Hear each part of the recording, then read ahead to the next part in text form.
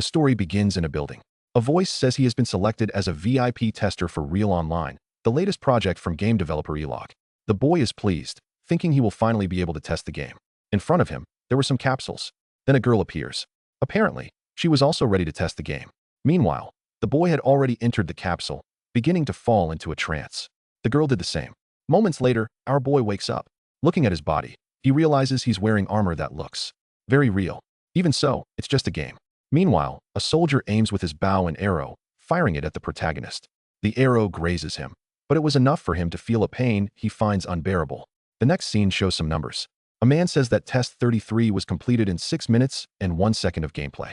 The other man then asks what the user's synchronization rate was. The answer is 100%. All functions normal.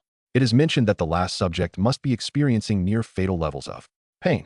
The man says there's no time for excuses and that they must give a small taste of the hell that is this reality simulating game.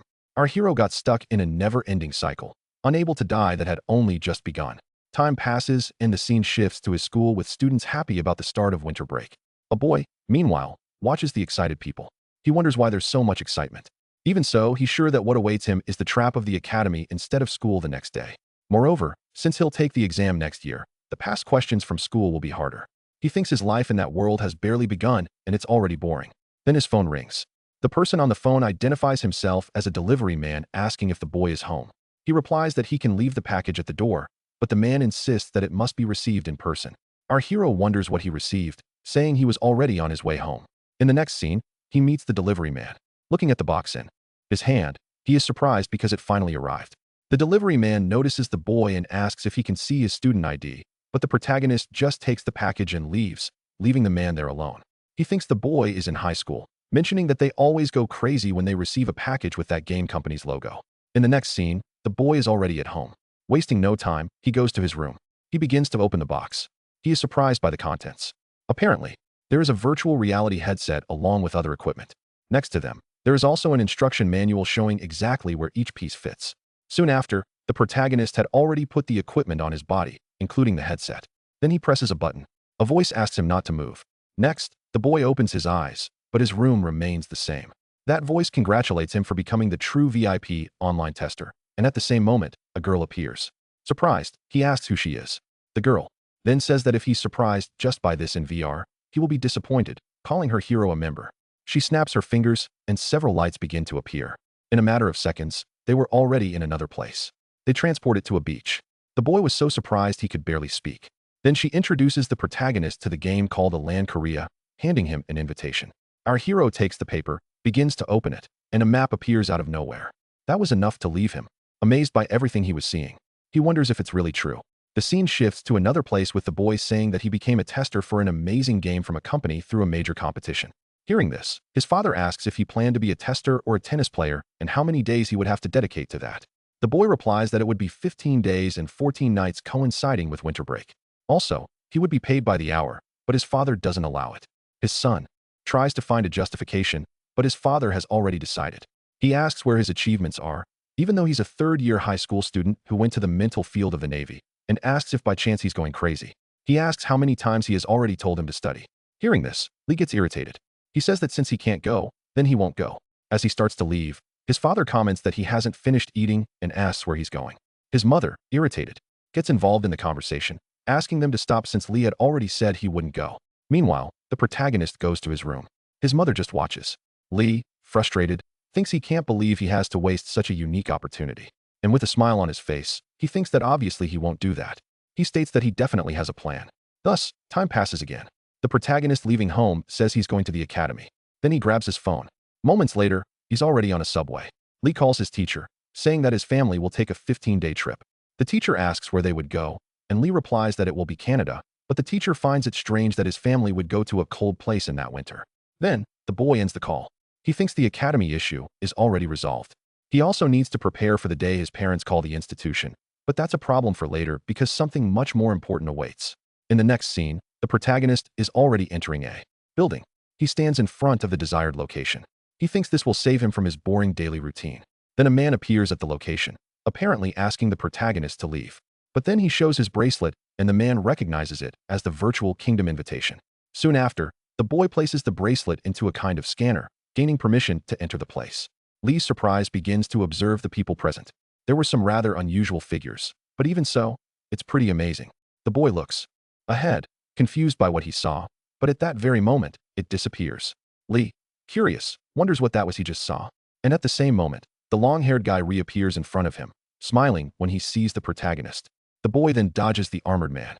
He wonders what that thing was, which then starts to chase our hero, launching an attack at the protagonist. Our hero asks him to stop, but it's not enough, as the armored man continues attacking. But soon after, the girl from before appears, ordering that thing to stop, which surprisingly obeys her command. The girl says that it is a low-level enemy, concluding that there's no need to be afraid. Right after she charges toward the monster, landing a few attacks on it. In a matter of seconds, the monster begins to disappear. Seeing this, the protagonist is surprised. He asks if the girl is by any chance the operator. Hearing this, she smiles and just nods.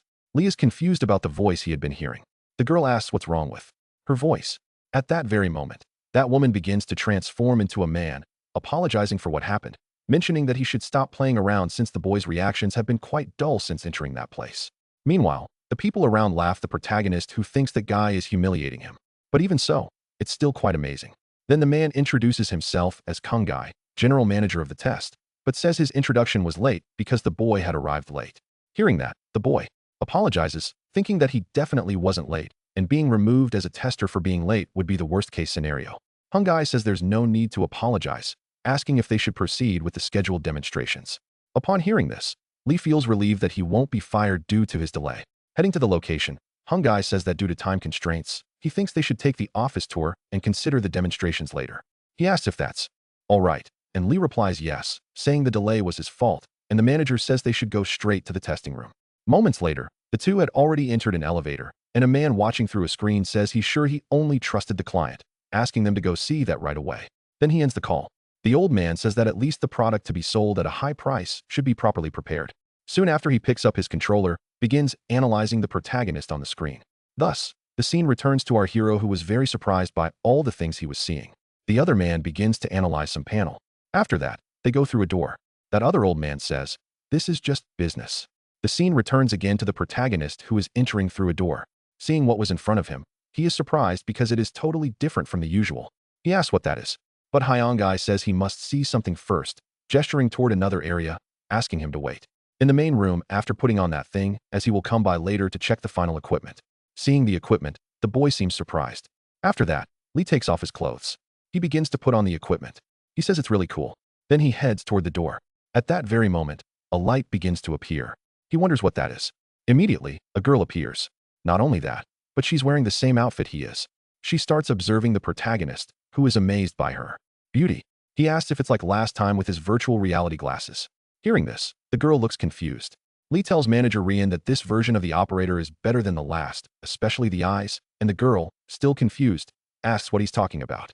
Lee moves even closer to the girl, asking how that shampoo fragrance was created. It turns out that it's not Rian, who explains it's probably because the girl just washed her hair. Realizing what had happened, the protagonist is shocked.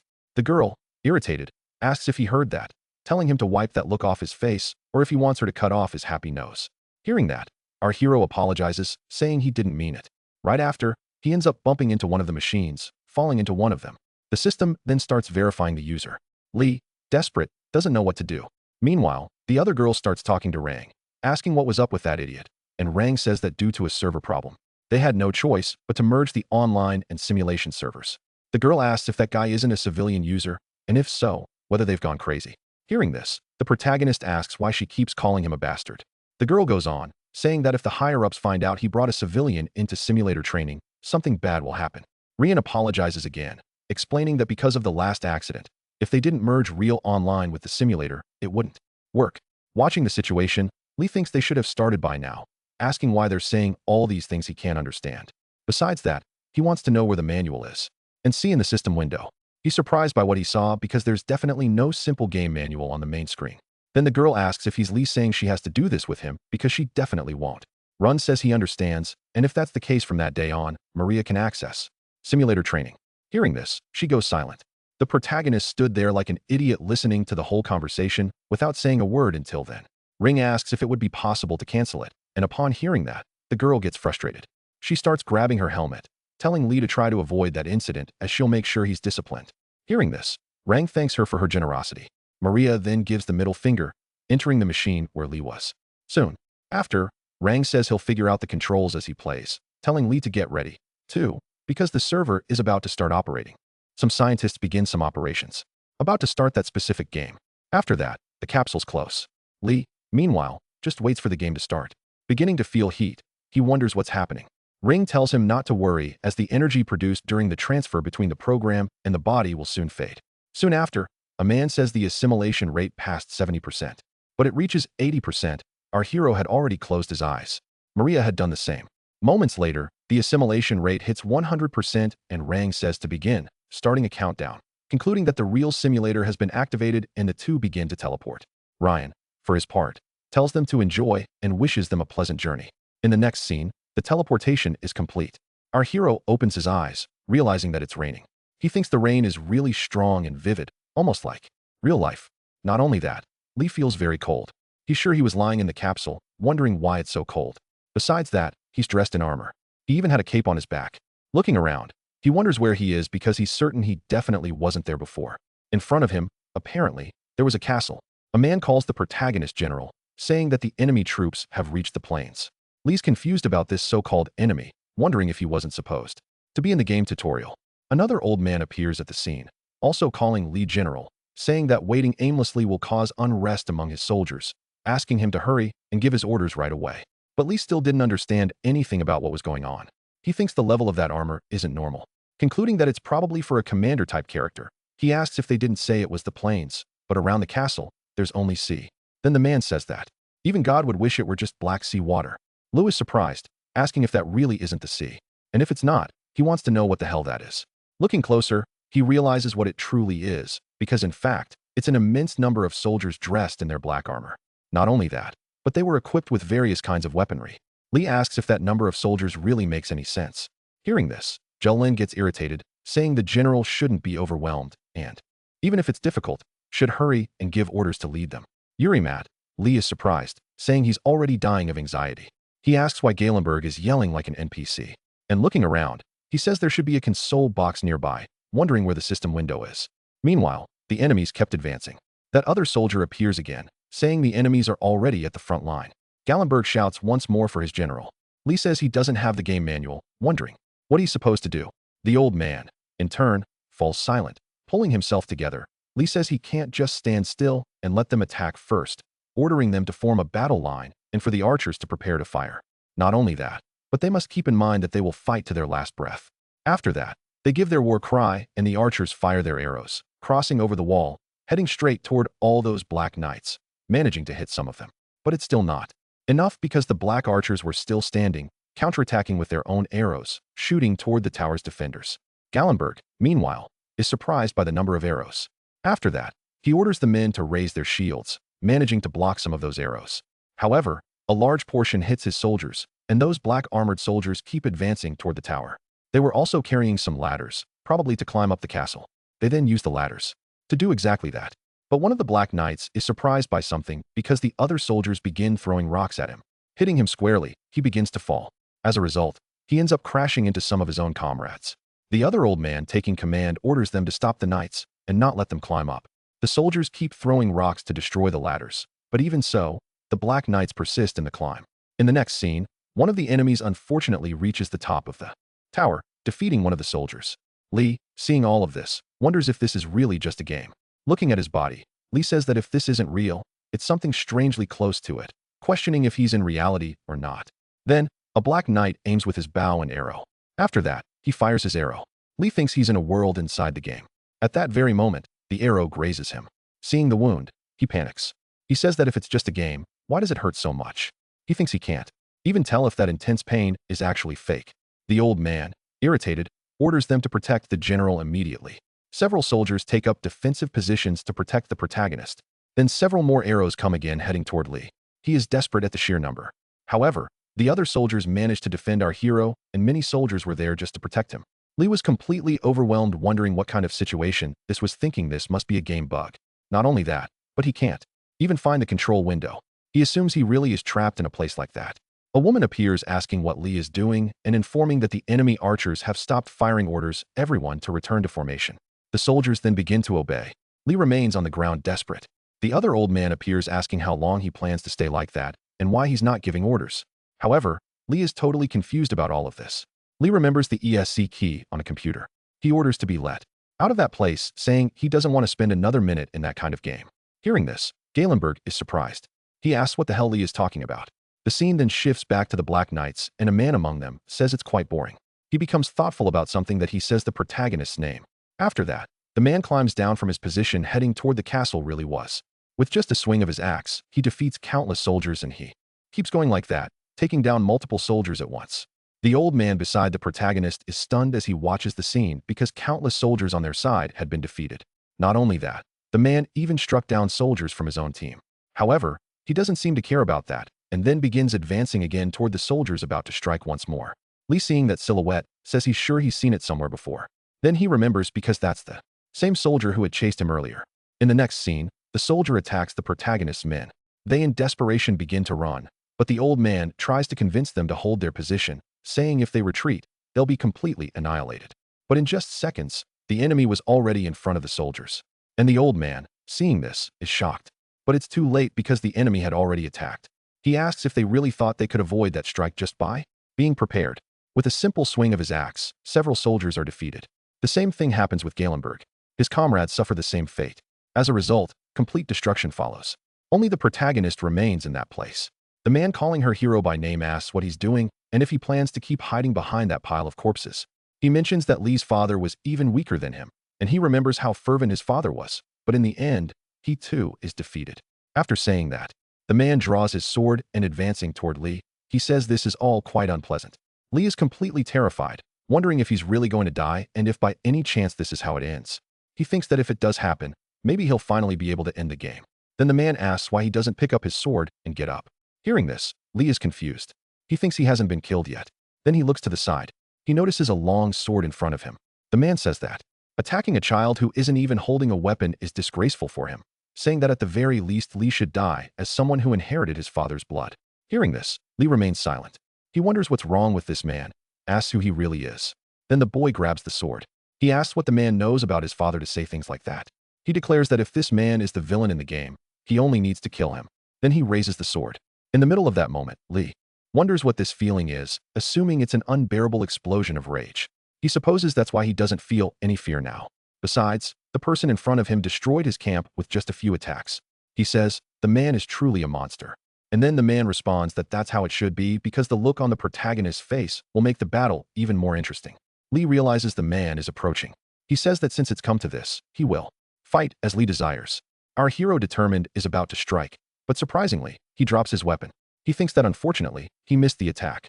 Also, he's surprised because the sword wasn't even that heavy, and right after, he ends up injuring himself with it. The man says he's no different from a clown. Moments later, Kung appears saying that it's already over.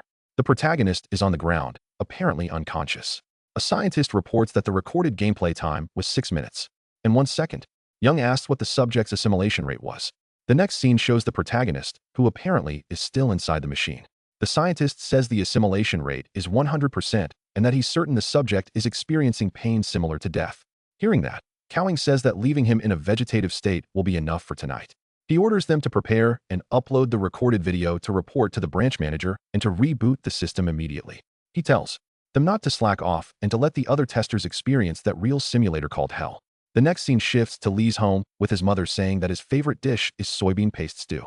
She asks if he's going to the academy without tasting it. His father, seeing Lee, says he's out of his mind and asks if he spent the whole night gaming again. Observing the situation, the boy is surprised, thinking he really returned to reality. Not only that, he also sees that chair where he always sits to eat. He also smells his mother's cooking, a smell he had missed very much. He concludes that this is the food he truly loves, which means he really has returned to his daily life. But then a drop falls into the soup he was eating. Rain begins to appear in the house. His father and mother are surprised, realizing that water is leaking from the floor above. Lee can't believe what's happening. At that moment, the ceiling of the house disappears. Lee in despair says this isn't right, wondering if it's an illusion or perhaps a dream. Once again, he appears on the battlefield dressed in his armor. Lee thinks this has happened again. He was dragged into this hellish reality once more. Falling to the ground, the boy is frustrated, saying, this can't be happening because he can't take it anymore. More arrows are fired in that place. One of the soldiers tries to warn the protagonist. The boy looks at the arrows. There were many heading in his direction. One of the soldiers rushes toward him, managing to dodge the arrows, but one ends up hitting his helmet, and the helmet is knocked off. Lee, seeing this, is surprised, realizing that the one who protected him was a girl. She then stands in front of the protagonist. He asks where she came from. Looking at her face, he thinks she's probably his age. She keeps observing our hero. He asks if she wants to say something. He thinks he shouldn't be distracted by this, because there's something more important. Soon that monster will appear again, and he definitely has to do something. In the next scene, Lee asks the team leader to listen to him, begging to stop that game immediately. Hearing this, Jellenberg tells him to stop and give his orders because he's making the soldiers tremble with anxiety. He mentions that Lee is the son of that person who has the ability to defeat Blackwing. He asks if that's not true, right after the soldiers raise their swords, but Lee tells them to stop this nonsense, asking if they really think a regular high school student can fight that monster alone.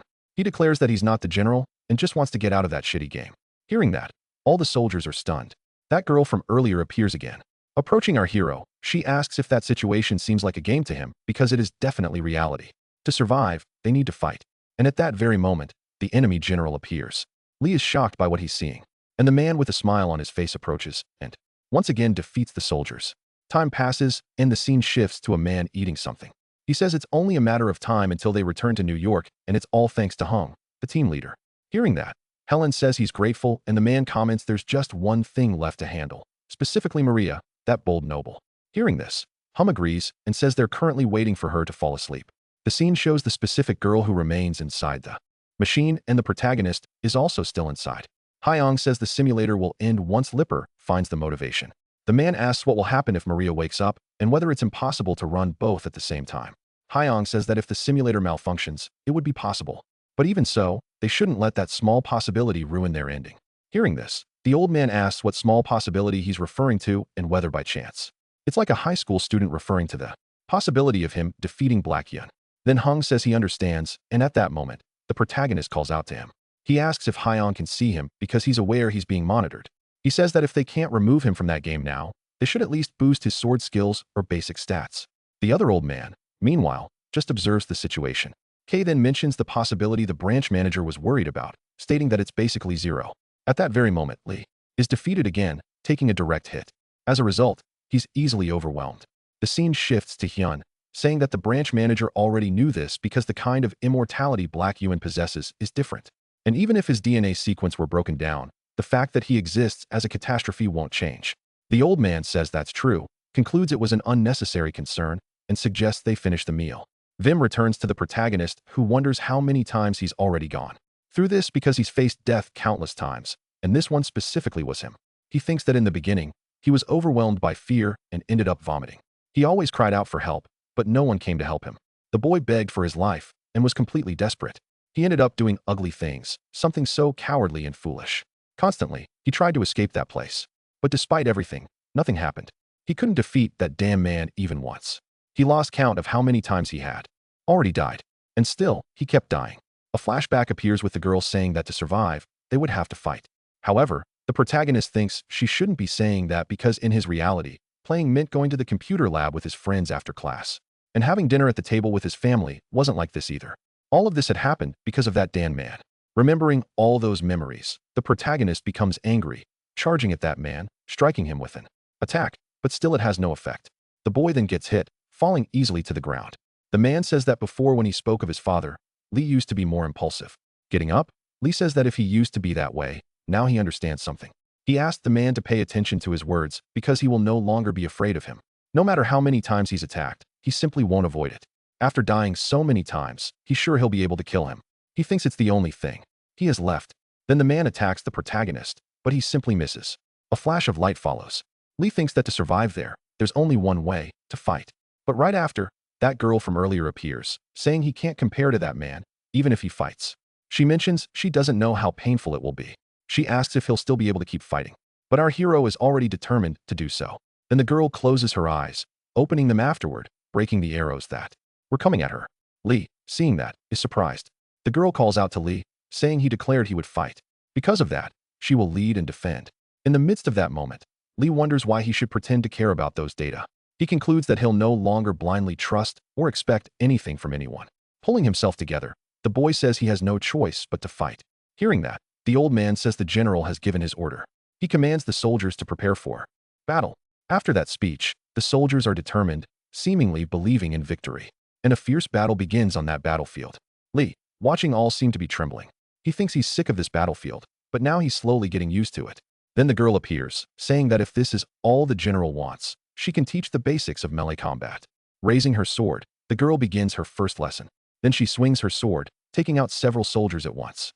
She's apparently very skilled, continuing to advance across that battlefield, extremely focused on defeating her opponents. Lee, meanwhile, just watches in silence because the girl was effortlessly defeating an immense number of soldiers. She says that even if he's at his limit, he must swing his sword to the end. In that moment, Lee thinks the girl is really strong. The old man says the real fight begins now and orders him to fight with his life on the line. The soldiers determined raise their swords, beginning to advance toward the Black Knights. Lee, meanwhile, watches the battle without moving a muscle. And at that moment, one of the Black Knights charges at him. The boy grabs his sword to try to defend himself. He thinks he actually managed to block an attack, but still he's confused about something. He wonders why he's hesitating in that kind of situation. Then the girl from earlier appears.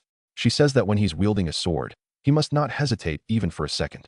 After that, she easily finishes off the Black Knight who then falls in front of Lee.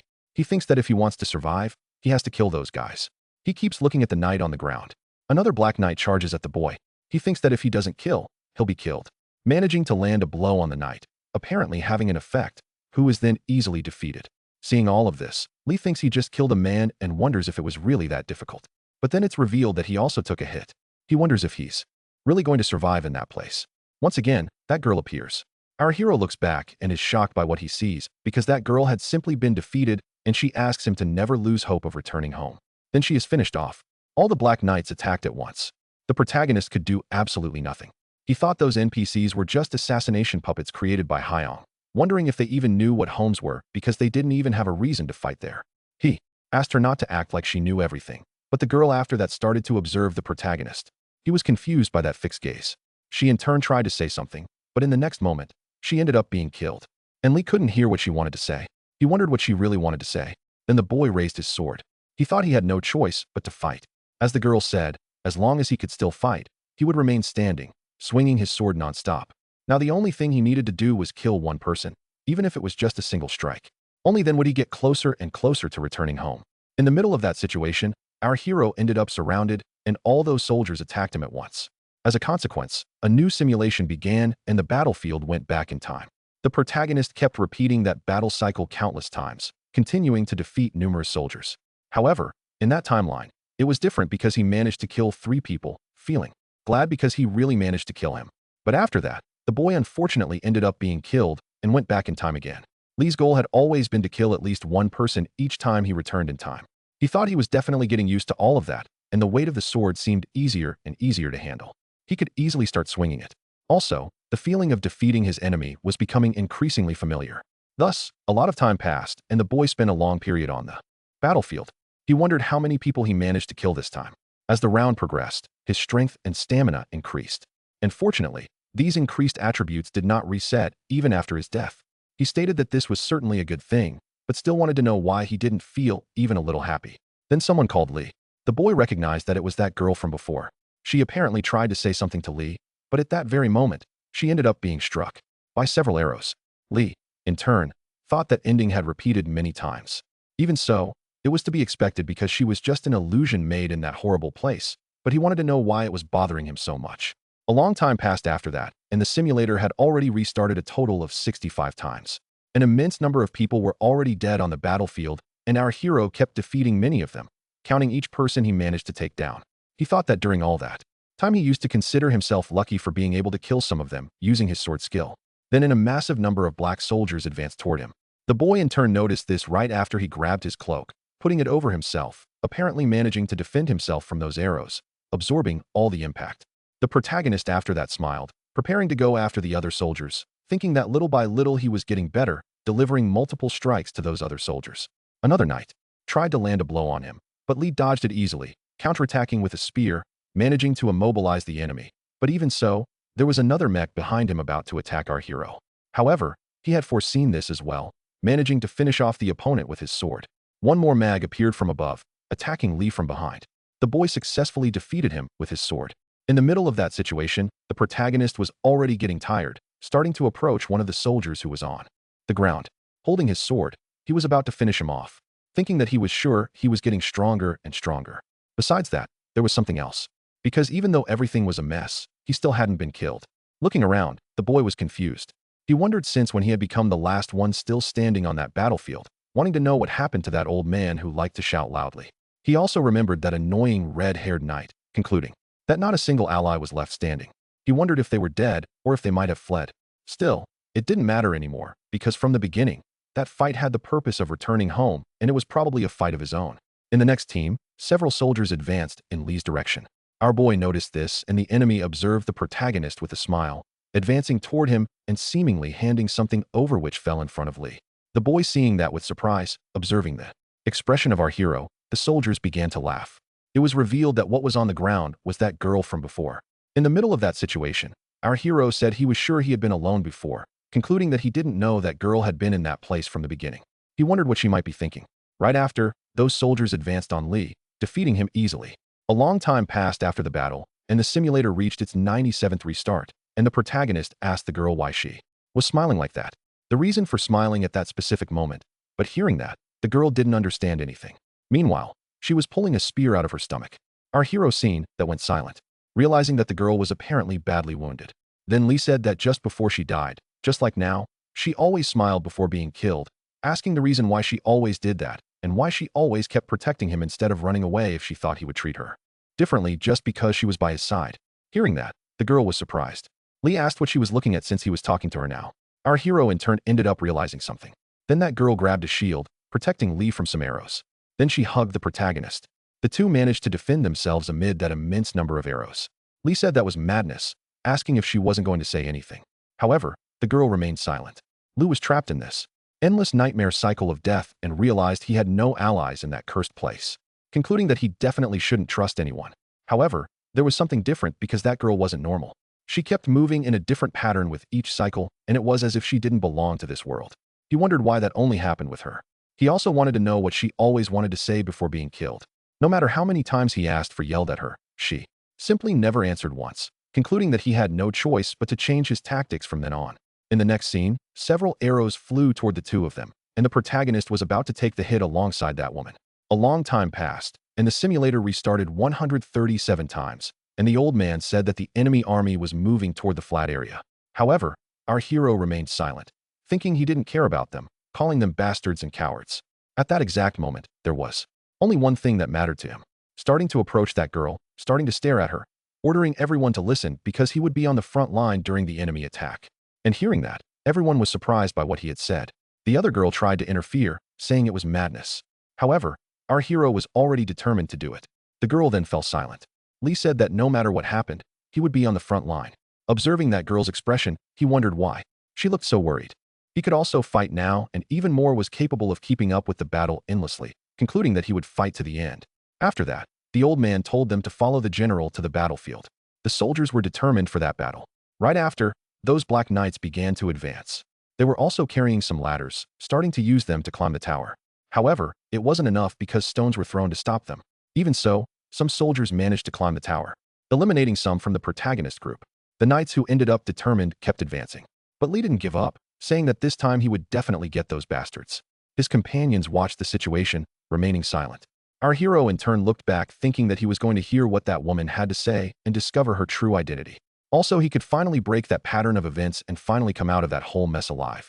The protagonist companions watched him apparently surprised.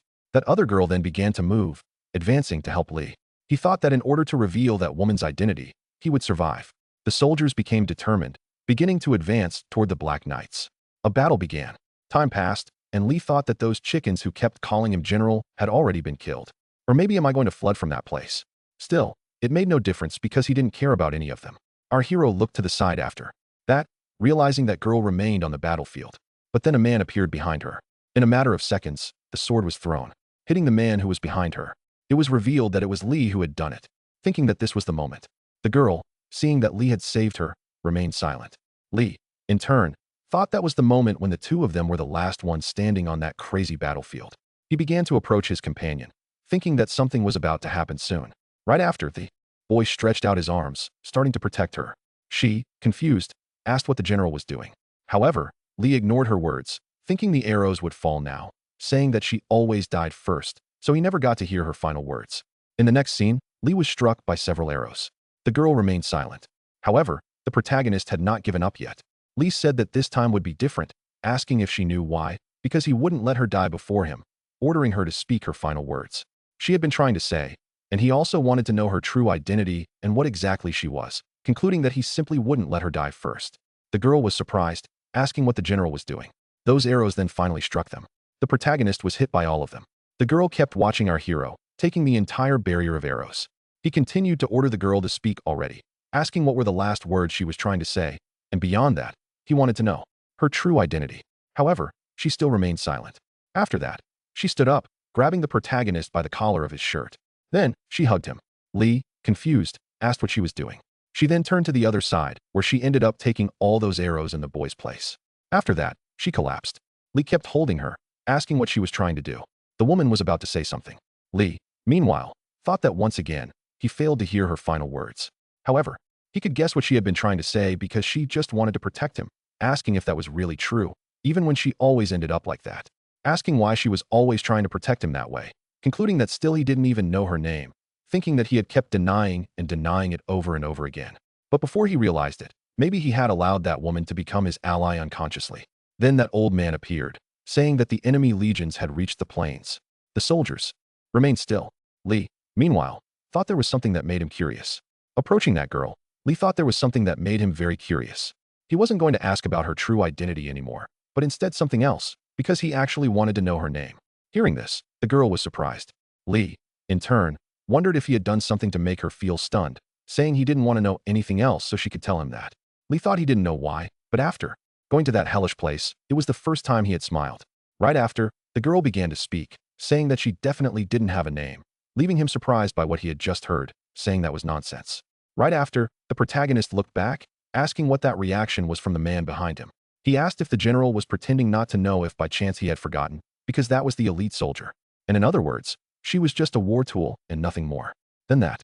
Concluding that it wouldn't be strange if that girl didn't have a name, asking the general not to worry about such small matters. However, the protagonist told him to just shut up, and both were surprised by what Lee had done. He then said that she was his knight, asking who he was to treat her like a tool, thinking that even when everyone else betrayed him, she still remained by his side until the end, even if she was just a bunch of data programmed to do so. However, that expression he was seeing was different. Looking at the girl, the boy said she was different and wasn't like the rest of those bastards, asking why she was like that. Hearing this, the girl remained silent. Then she said she wasn't that different, stating that she was just one of the general's soldiers, the same as all the others. Hearing that, he smiled, thinking that she gave that answer again, but it was exactly what he expected. Then that old man said that the enemy legions were advancing toward the plains. Our hero in the middle of that situation thought that it didn't matter because from that moment on, he had to face those endless deaths again. That battle happened once more, which probably would happen countless times. In the middle of the battle, they wondered what that was because his heart was beginning to race. He wondered if it was because of fear, but in truth, it felt different this time, concluding that it might be nervousness because that energy was stirring deeply inside him and felt like it was about to explode. He supposed it could be the rage he had accumulated through all these reincarnations. Still, it didn't seem to be that either because it was as if an unknown power was writhing within his body. Meanwhile, all the soldiers were stunned by what they had witnessed. Next, the protagonist told them not to retreat because if they had the strength to run away, they still had enough to kill a few enemies. A blue aura, meanwhile, continued to surround our hero. The soldiers simply couldn't move. Then, the old man asked if they hadn't heard the general ordering them to block and fight for their lives in that game. The knights, surprisingly, did what Lee had said, and then he approached someone else, asking the girl to listen carefully because that order was given to her alone. Without wasting time, the girl knelt down. Lee said that from now on she was not to dare die before him. Hearing that, she was surprised. Lee said she definitely must not break that rule because if she did, he would kill her himself. Our hero then began to walk away, thinking that she had to stay alive until the end. Without hesitation, that woman got up, grabbing her sword. Among all those soldiers, the protagonist told them to get out of his way because he would be leading the charge, thinking that somehow he felt he could do anything, and it didn't matter whether there were 1 million or 10 million enemies. And with a war cry, he told them to go now. The system announced that the battle would begin in 60 seconds, and meanwhile several people were watching the protagonist on a large screen. The battle then began, and within seconds our hero leaped. The man watching the broadcast was shocked. While yawning, he said he had almost forgotten. He continued observing the computers. Beside him, some scientists were discussing something. Another man asked if the simulator was still running. He responded that no matter how hard the subject was, they should have had a complete mental breakdown by that point. But when he looked at the screen, he was extremely surprised, calling his team leader because he definitely had to. See that? The scene then shifted to the black soldiers who were shocked by what they saw. It was revealed that the protagonist was still fighting in the middle of that place. With a threatening gaze, he watched all his opponents starting to advance and defeating every one of them. The scene shifted to their commander, asking what it was he was seeing.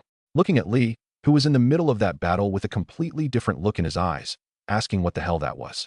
Meanwhile, that general from before remained alive in the battle, continuing to defeat countless enemies. The old man watched that girl, asking who she was and who had added the night data into the simulator, thinking that the data they had never programmed was still inside the simulator, not believing what he was seeing. He supposed that was an irregularity, thinking that to maximize mental collapse, each repetition of death allowed the senses to vividly experience the pain of dying. And in that real hell, there were significant risks, but still, they had never failed to market it.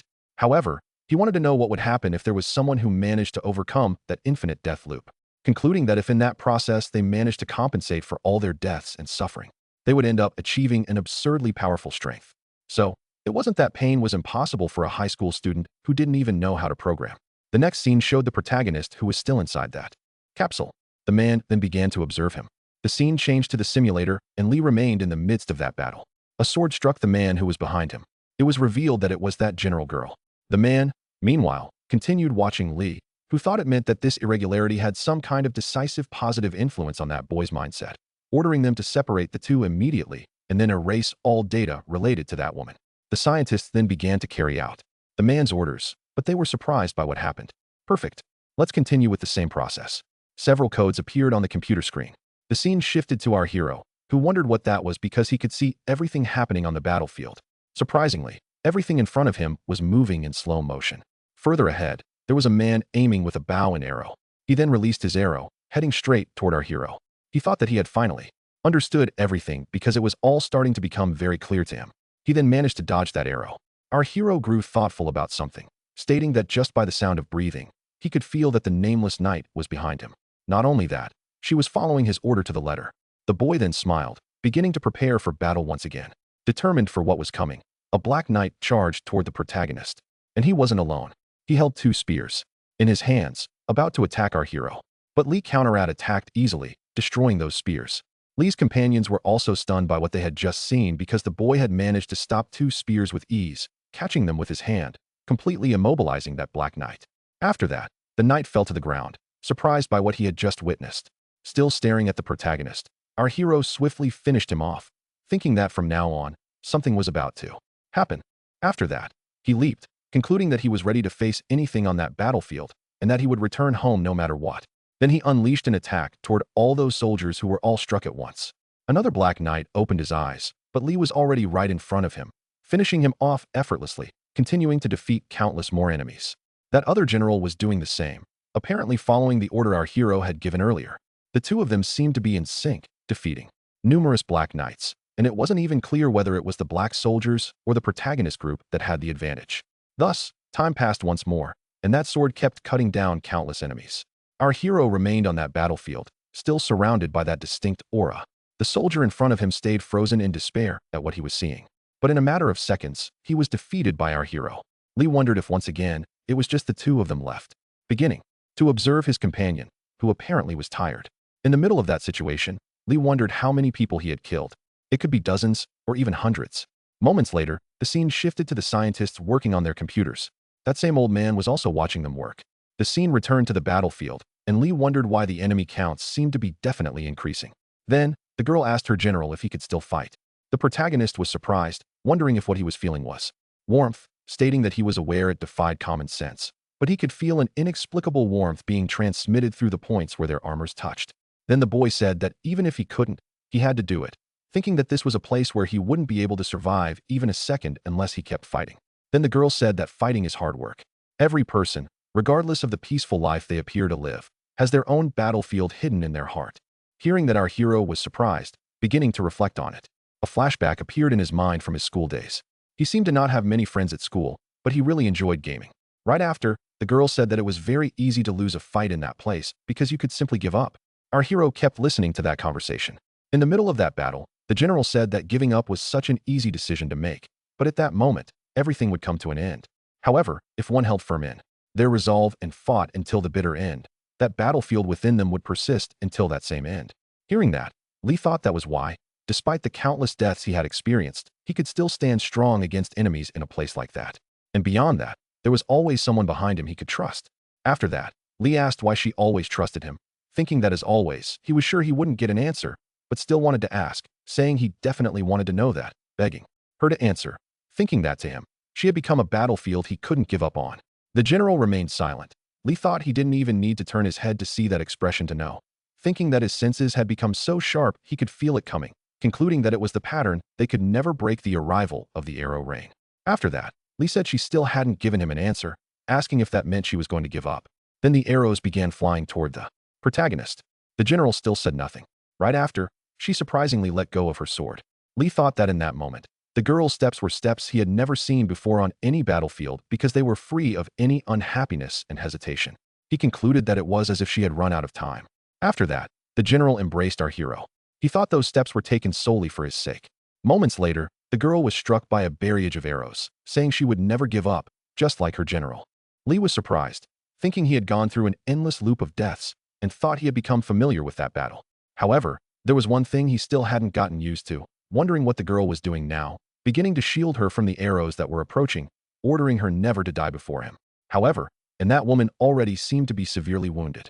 Even so, her hero hadn't given up, protecting her from all those arrows. Time passed once again. Lee continued, defending that girl, not giving up for Emma's second. The general tried to say something, asking him never to give up on his life. After that, she let go of the protagonist. The scene shifted to that old man who continued watching our hero, smiling as he observed everything. The scene returned to the battlefield of Lee begging her not to die, still holding on to the girl. Then he carried her on his back, asking her to open her eyes because he knew she hadn't died yet. Remembering what she had told him, not to give up, she had also told him to hold on until the end, so their stories would become eternal. Just like she said never to give up, he would never give up on her. With tears on his face, he ordered her to open her eyes.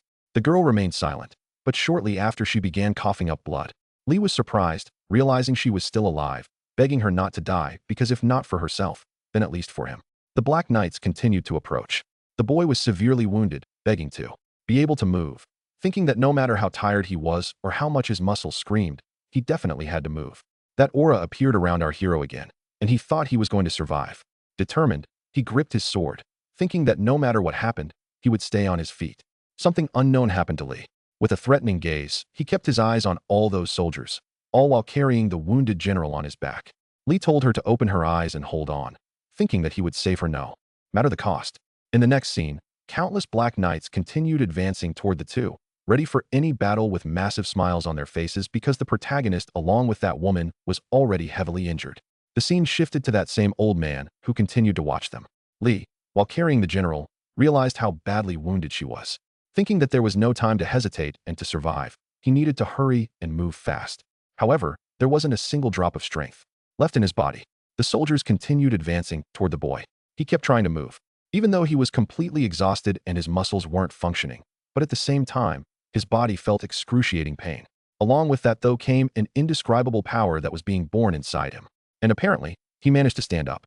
Without wasting time, he began swinging his sword, defeating countless soldiers all at once. Running across that battlefield like a beast. Determined to survive, the old man continued watching his computer, wondering what that power was. The scientists said it was difficult to identify the cause, wondering what was going on. The computer system reported that the player's combat level had exceeded the allowed limits. He kept defeating a massive number of enemies with every step he took, all while carrying that general on his back. The Black Mags were terrified by our hero's power, who despite everything, remained injured. Then, surprisingly, the general began to speak, saying that before it was too late, there was something she had to do, asking if he would at least give her a name. Hearing that, Lee was surprised, saying he would give her a name later. However, the general shook her head, saying that if he gave her a name now, she would never forget it. Our hero fell silent. Then, he looked at the sun, saying that her name would be Scipia. From now on, that would be her true name. Hearing this, the general smiled, saying that it was a good name because it reminded her of the sunset in her hometown. Right after, the girl seemed to lose consciousness. The protagonist grew furious and then let out a scream, thinking that he would never give up on her. The soldiers were stunned, realizing that the aura had disappeared, beginning to rush all at once toward our hero. He then received several attacks at once. The scene shifted to those scientists, and a system alert appeared, concluding that simulation number 138 had come to an end. That old man continued watching through the computer, thinking that somehow the boy had managed to kill him that time. But he hadn't expected the boy's growth to be so explosive. Next, the scientists called out to the old man, who asked what happened this time. They said they can found a way to separate that girl from the protagonist. The scene shifted to Lee, who thought he hadn't managed to save that woman, but he had finally been able to use that strange burst of energy. However, it wasn't enough to break through the enemy's line. After that, simulation number 139 began. That same old man said the enemy legions were advancing. Lee, determined, thought that he would definitely save her. Lee then opened his eyes, calling out for Scipia. Hearing that, the soldiers didn't understand what was going on. The protagonist kept calling for Scipia, thinking she had said she would never forget that name. The knights remained still, but soon after, they seemed to grow hesitant. Still, Lee didn't care about that, continuing to search for the girl. In front of him, there was a sword on the ground. Our hero remained motionless. Yet, he didn't give up, still searching for her, only leaving his companions more and more hesitant. The other man asked the general who he was looking for. In the middle of that situation, the man thought it was embarrassing to call the protagonist a general because he was someone who had taken on the mantle of a much greater predecessor, basically an empty shell, a cowardly piece of trash who frequently ran away. That was the Lee he had known. But even so, he no longer understood what was happening with the boy standing before him, because he was radiating an authority only a true general could possess. Right after, the protagonist asked again where Scipia was. The general said only God would know who that person he was looking for was. Our hero grabbed the man by the collar of his shirt, leaving the soldiers even more hesitant. After that, they drew their swords, pointing all of them at Lee. He said he was well aware they preferred following that old man rather than him. He also knew the old man considered him a dumb and cowardly mutt. Even so, he still wouldn't accept it. Still holding that old man by the collar, the old man apparently was struggling. Meanwhile, the other man was surprised, thinking that including the armor, Lee had to weigh over 100 kilograms. And even so, he had lifted him so effortlessly. On top of that, that man was the captain of the knights and a member of the order who could manipulate a portion of Terra. Then the protagonist said it didn't matter what they thought of him because there was only one thing he wanted to know. Asking once more, where was Scipia? The red-haired man thought Lee had really gone mad. Wondering who the hell that person was, he kept mentioning, saying he didn't know what he was talking about. But first he needed to release the captain, pointing his sword at the protagonist. Lee then smiled, staring at the man. Surprised, the knight wondered what was going on with that insanely intense bloodlust.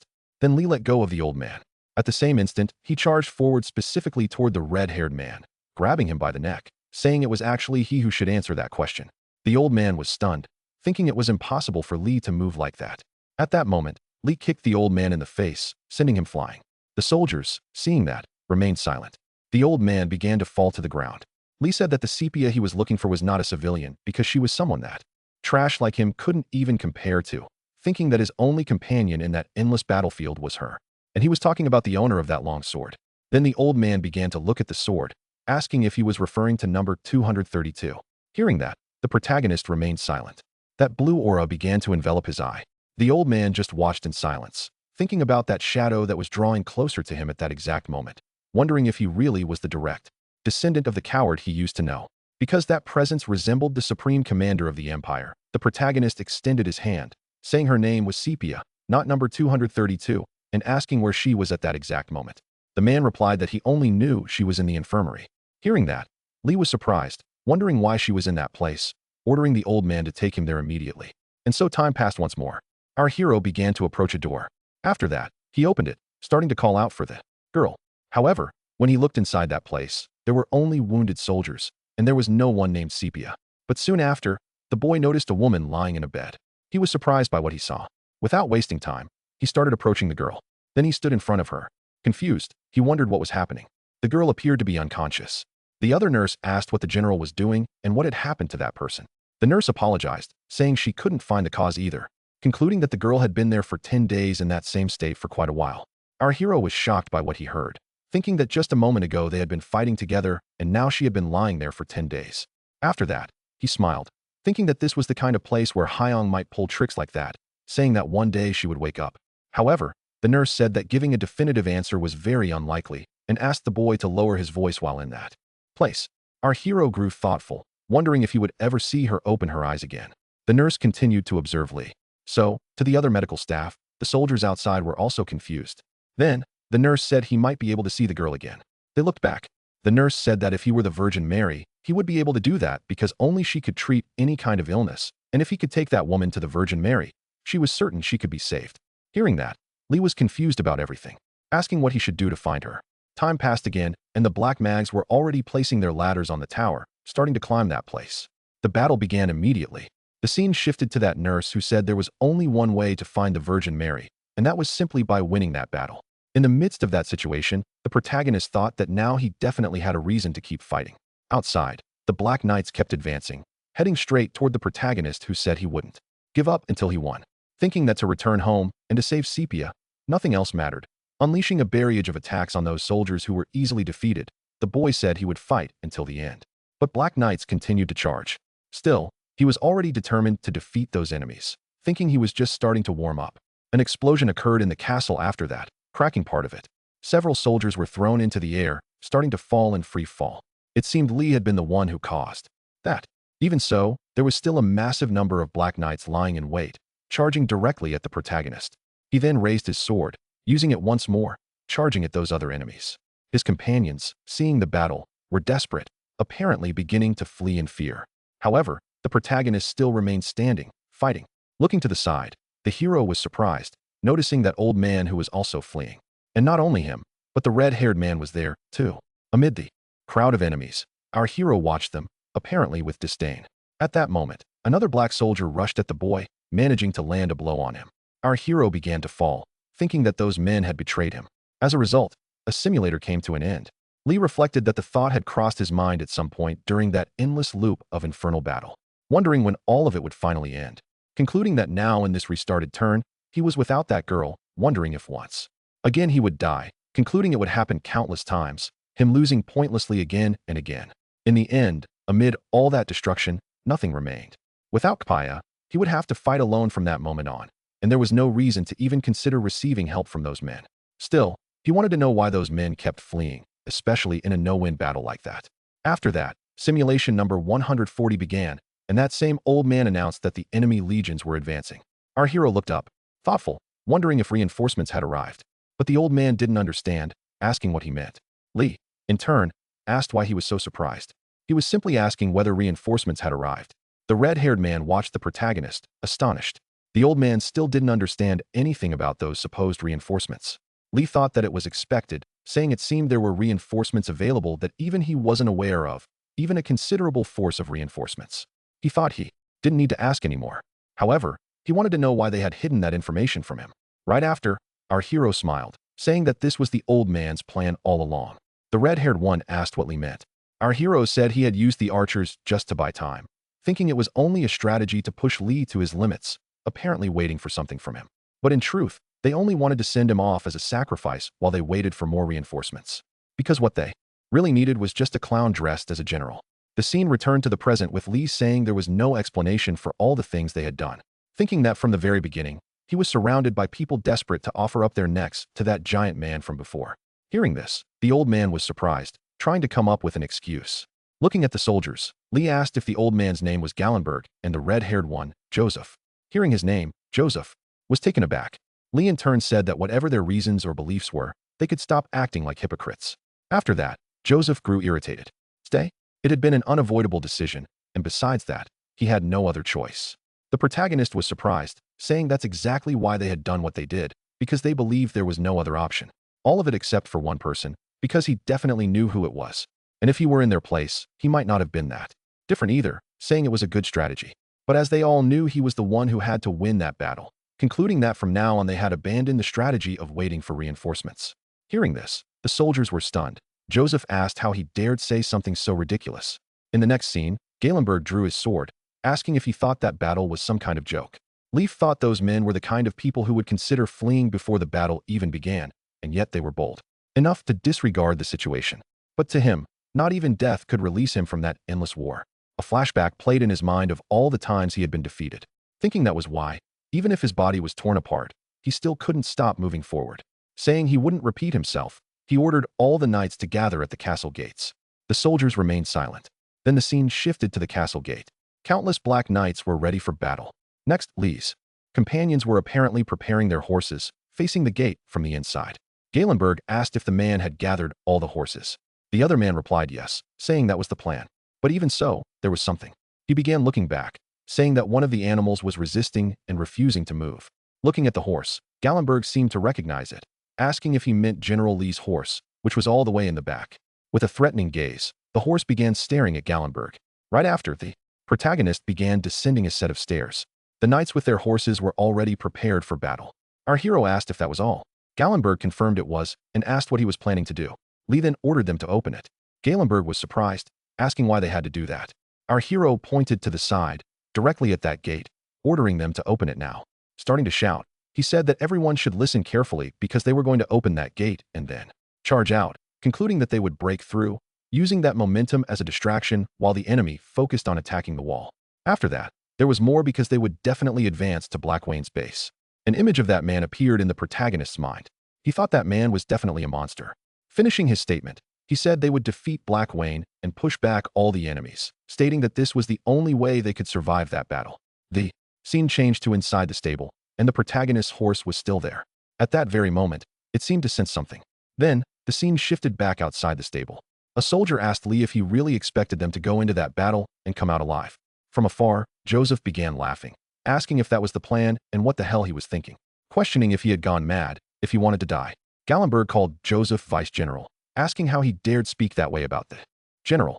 But Joseph said that with just that little force, Lee wanted to invade the enemy's base, asking if he was an idiot who couldn't even grasp the situation.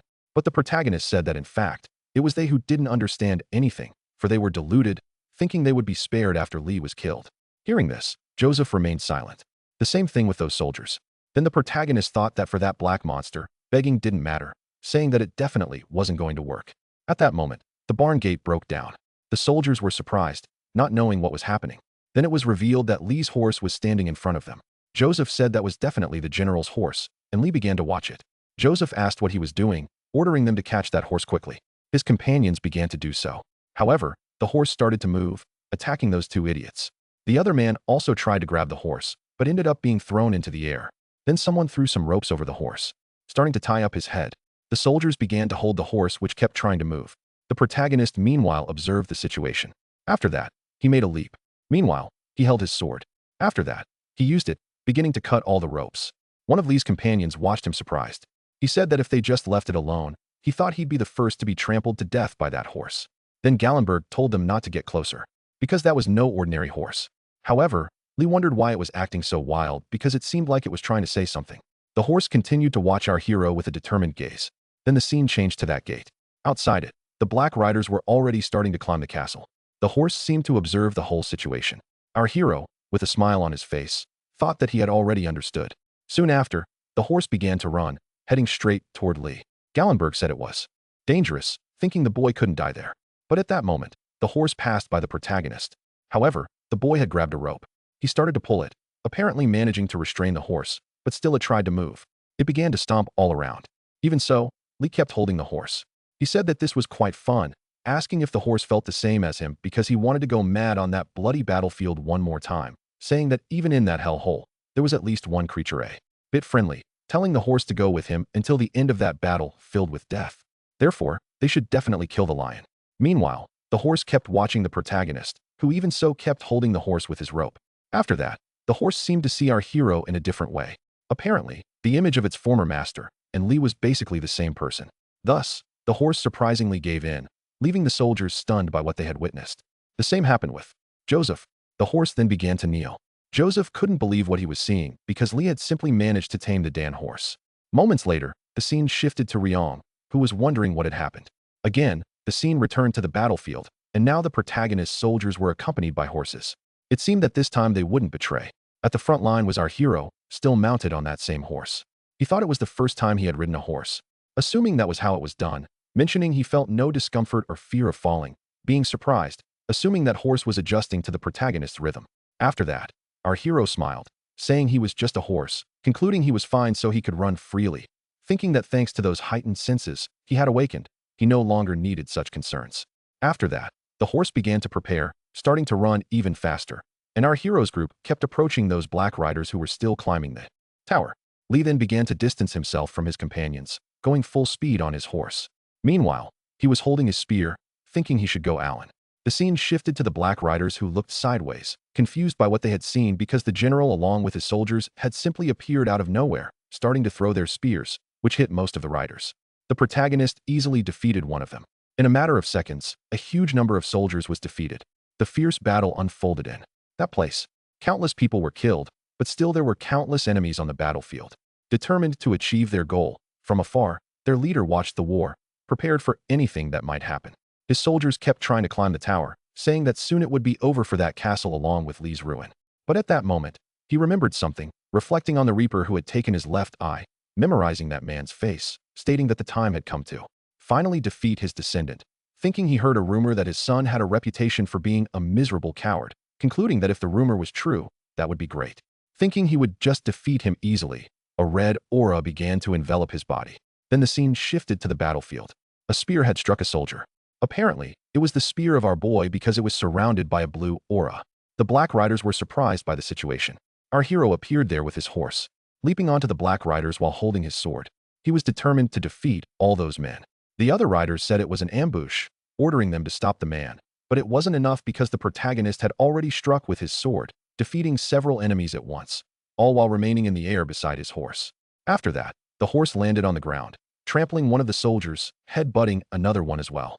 One of the enemies said the protagonist was alone, ordering not to retreat and that they should defeat him all at once.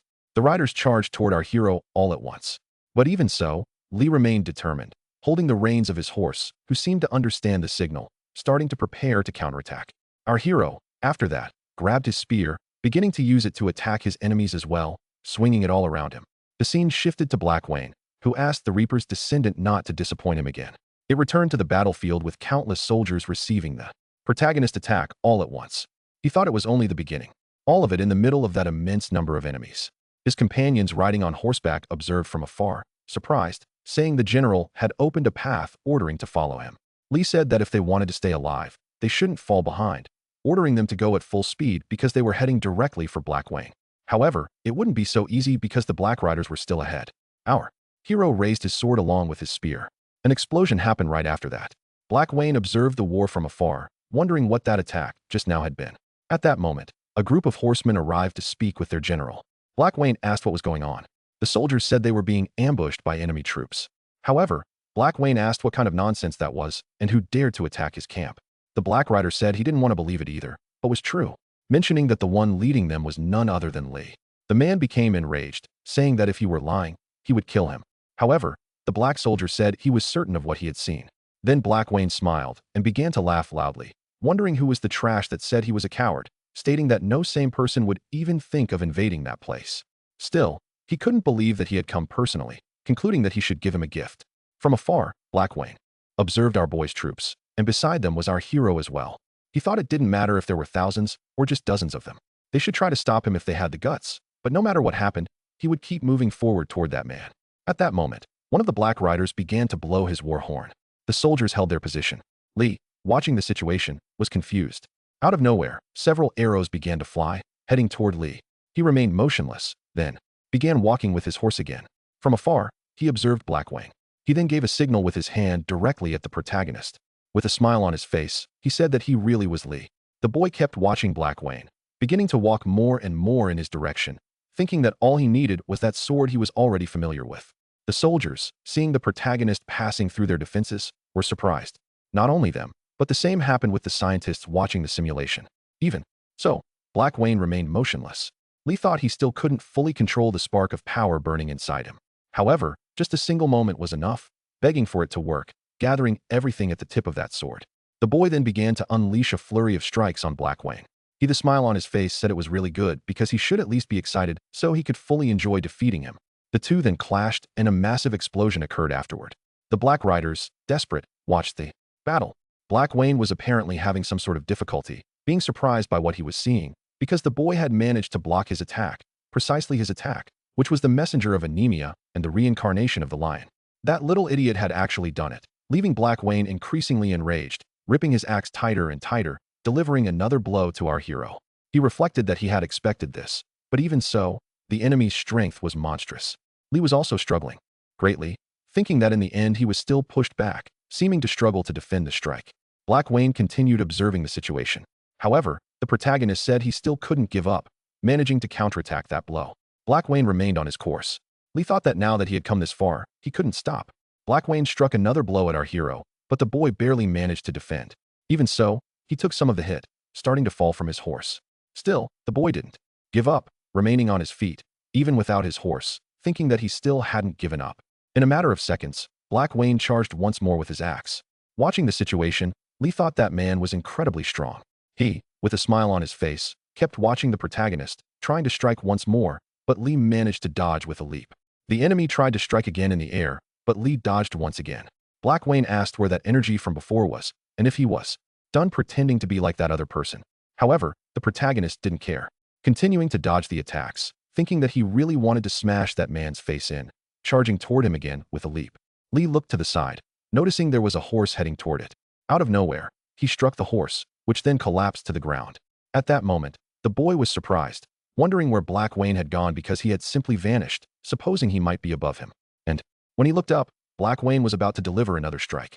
Lee was surprised, reflecting that he thought he had gotten stronger before, but now he couldn't even move. That unbearable gap in their power felt like they weren't even the same species, wondering if he was starting with that slicing attack again. Even so, Lee didn't give up, charging toward Black Wayne, preparing to deliver his final blow. After that, the two once again crossed their weapons. Black Wayne said it was a shame, but this was the end for him.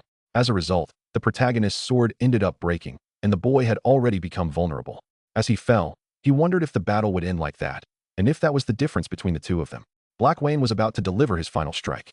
The protagonist was already closing his eyes, thinking that normally everything ended with that critical attack.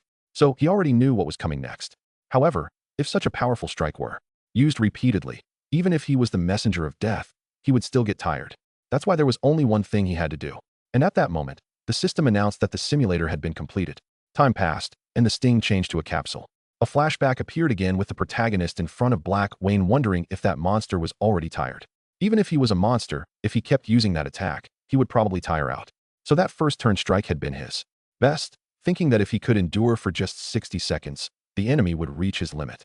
Therefore, if he had to survive that critical strike at all costs, thus the system announced the simulator had been reset, and moments later, Lee was already back in battle against Black Wayne.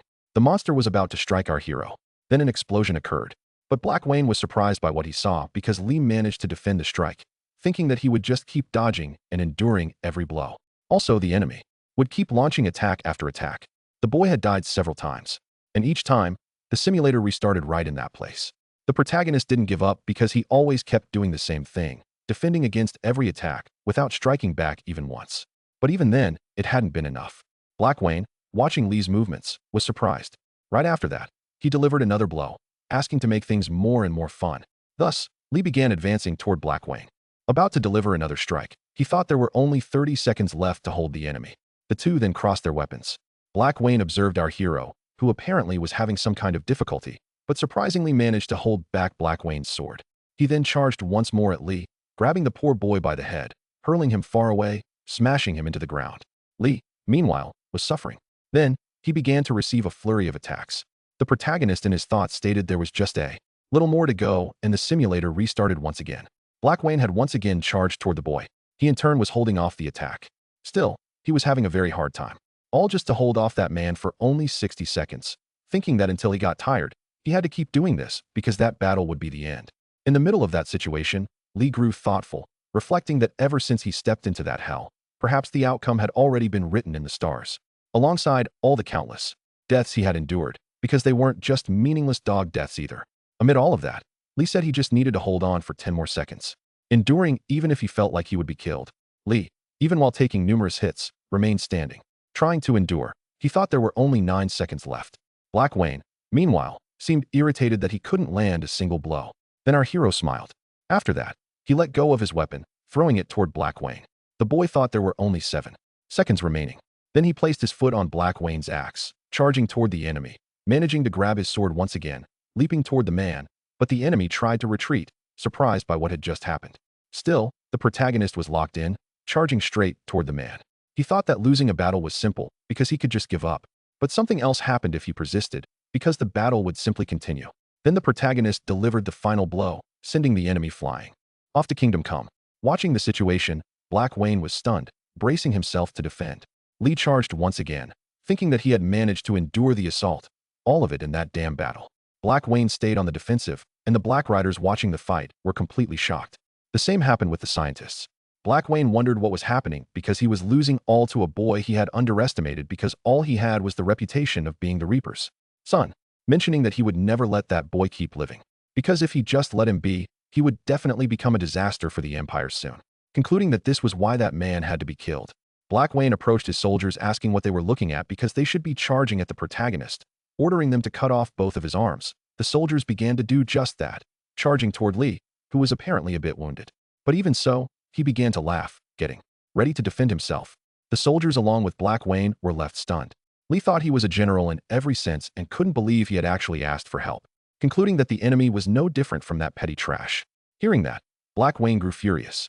Lee thought he had been living through that hell just to bring them down, saying he shouldn't try to run and should come at him with his big axe. Black Wayne grew more and more furious, and the soldiers were struck with fear because an explosion occurred. Black Wayne along with our boy were stunned by what had just happened. These companions have finally reached the front line, beginning to defeat all the remaining enemies. A Black Rider said they were ambushed by enemy troops, and several cavalrymen packed on horses appeared, charging toward all the enemies. Black Wayne then mounted his horse, thinking he would never forget that humiliation, watching the protagonist one last time. Then he began to flee. The same was done by the Black Riders, finally retreating. Thus, the protagonist was finally the victor of that battle after an immense number of simulator resets. And so, our hero had finally exhausted his strength. Falling to the ground, he wondered if he would be able to save Sepia. Then, someone appeared on a horse. A girl, surprised, asked if he was still alive. Our hero opened his eyes, still speaking about Sepia.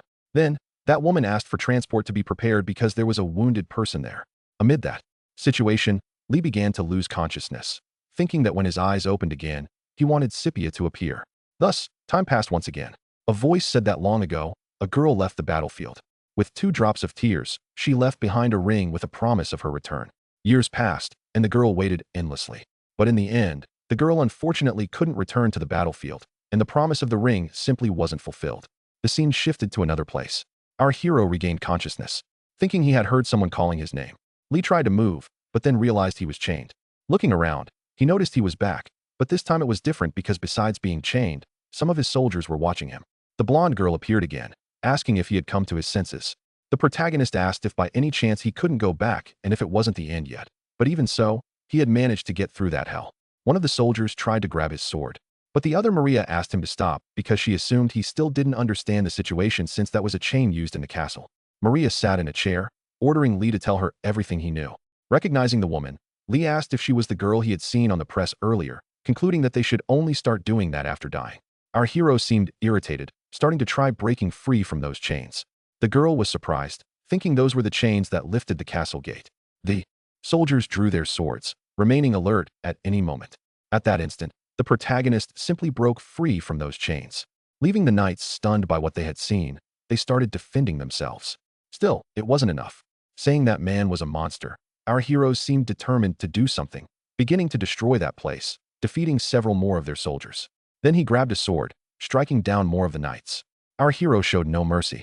The other girl watched in silence, asking if that was really Lee. Soon after, the protagonist grabbed Maria by the neck, saying that from now on, he would be the one asking questions, stating that he remembered her face because she was the girl he had seen in the log test room, and from that conversation he had with Ryan. A flashback appeared.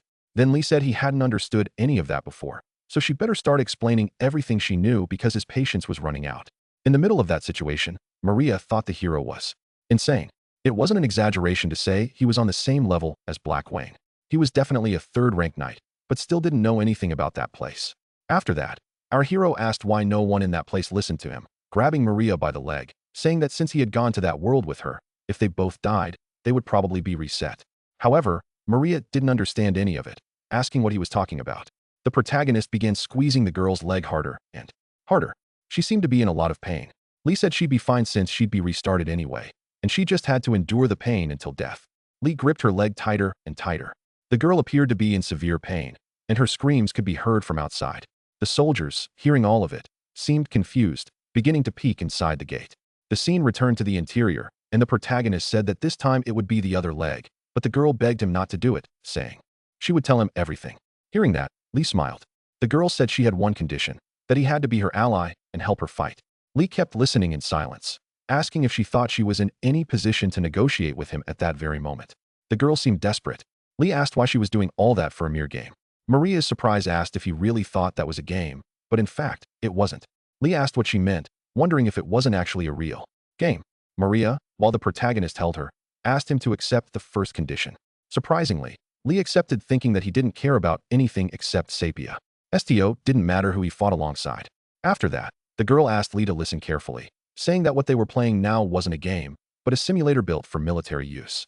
Hearing this, our hero was surprised. Maria said that specifically it was for that spark of power he was using. In other words, it was a program to develop even more power.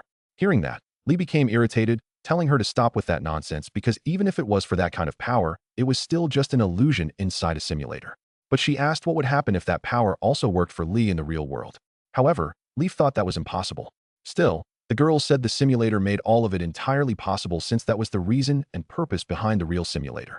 But the branch manager, Bernard, and the team leader, Hung, had misused it all because there had been a report about an illegal supplier. That was why she entered the simulator to investigate it all. Lee continued to listen to the entire explanation. The girl said that though it was a bit much for her to say, she had a small stake in the real simulator. After hearing the full explanation, Lee asked why he had entered and taken part in all of this. Because he had nothing to do with any military testing or illegal supplies. He was just a regular high school student who only wanted to play a more realistic game. Then the girl said that Lee was just another unlucky guy randomly selected from among countless beta testers. Hearing that, our hero grew more and more irritated, asking if she really thought he would believe that. Then the girl no longer had a response. Lee continued holding her by the neck. Soon after, she said she had no idea why he had been chosen from among all the players. And even if they defeated her countless times, her answer would remain the same. Watching the situation, Lee grew increasingly furious. With a smile on her face, the girl asked if he had already figured it out. Because ignoring all the initial reasons that simulator had been turned into a hell just to erase his existence, telling him to keep that in mind because to achieve that goal, the branch manager was even willing to sell his weapons to the devil. Then the scene shifted to another location. The manager told the team leader that his strategy to handle the situation should succeed, and Kyung said he would never disappoint him. Then he handed the call. Next, he started a call with another man who told the team leader that doing this was basically impossible. But Hyong told him to shut up, sync with his link, and upload the 9th special item. Placing the items into the capsule, he thought that now that things had come to this, he would have to eliminate him himself. He began initiating and entering the simulator. The scene shifted to the soldiers who had heard a woman scream, asking who those people were. They were surprised, realizing it was the general as he was in that place. Not only that, but he was accompanied by another woman. The soldiers, astonished, realized it was the princess. Hearing this, Lee was surprised. The girl, embarrassed, said that was her in that world. The soldier said that even so, everyone had been eerily searching for the general. Lee, curious, asked why. Then the scene shifted outside the castle. The knight seemed relaxed, happy finally won that battle. One of the soldiers then noticed something, and the protagonist appeared. At that place, leaving all his companions overjoyed. They began shouting the hero's name because he had managed to defeat the messenger of death. Everyone raised their swords in the name of our boy. The blonde girl said he wasn't far from being an idol. They started watching those cheers surprised. The girl apologized for interrupting, but said there was something he needed to know. Because if he truly wanted to leave that simulator, he not only had to defeat Black Wayne, but also behead him. Hearing that, our hero smiled, saying that from the moment he was dragged into that place, that was the answer he had been looking for. A flashback appeared in our hero's mind from the time he first entered the simulator. Back then, he didn't understand anything, was desperate, wondering how he could get out of the place. But now, finally, he had a goal to fight for, concluding that he couldn't believe how many times he had heard that he had to fight from the beginning. But even so, it was just a cheap joke, not even a funny one. Thus, time passed once again, and the scene changed to another location. A hooded man began entering a tent. Black Wayne asked if he had come to that place to fix his ruined halberd, calling the hooded man a mage. Removing his hood, the man said that if the general required it, instead of repairing it, he could forge a new and stronger halberd. It was revealed to be Hung, who said that the reason he had come so late at night was to deliver an order from the second prince, because he had a brilliant enough plan to secure victory. In that battle, Black Wayne asked what he meant by that, and Ryong said he just needed to let his soldiers be the vanguard during tomorrow's battle. The scene shifted to a voice speaking about a girl who hadn't returned. Everyone said she was already dead, but still she could be felt far away on a battlefield somewhere. He was sure that girl might still be alive. So to a land where endless blood was shed and cries of pain still echoed, she could depart into such a place only because of the promise from that specific day to reunite with the owner of the ring who had promised to return. That girl looked around wondering what it was, supposing it could be a dream or even a hallucination, concluding that she was certain she had dreamed of this before. At that exact moment, an explosion occurred. Some knights seemed to be holding their weapons, and that girl just watched in silence. Those spears were then thrown. At the same moment, our hero woke up. The soldiers were confused about what happened. The protagonist then stood up, starting to walk towards somewhere, apparently frightened by what happened. A nurse arrived at the place asking if he was okay. He, in the middle of that situation, wondered what had happened because that dream felt like that girl was right in front of him right after someone knocked on the door. It was revealed to be that blonde girl saying she knew Lee was dealing with his love life, and she was sorry to disturb him at a time like that, but still unidentified people had invaded that place at dawn today. Hearing this, the boy was surprised. Thus, the scene shifted to another location, now to some soldiers who were observing something. They began to approach a castle precisely where the protagonist was. A soldier said he expected them to invade in waves as soon as the sun rose. And another soldier asked what they were. Lee watched the knights from afar, thinking that Black Wayne wouldn't show up, wondering what those soldiers were. Not only that, but they wore very peculiar clothing, and there were only 9 of them. The scene shifted to Black Wayne, asking if he believed that only those idiots would be enough to bring victory in this battle. Hugh in turn was also at the site, saying yes, because he would definitely bring the head of that descendant, thinking that at that moment he entered there, failure was not an option, ordering them to advance all at once. The soldiers seemed determined and a purple aurum began to surround them, beginning their march, advancing directly toward that castle. Lee seeing all of this with surprise. Black Wayne just watched in silence. The 9 enemies began to move into their battle positions. The protagonist companions seeing the movements of the other soldiers said it even looked like a dragon. The blonde girl seeing this just watched surprised, and the Black Knights advanced more and more going directly toward the castle. After that, they launched an attack on the gate. The soldiers were frightened by what had happened. However, it wasn't enough for the other knights because they continued attacking the gate.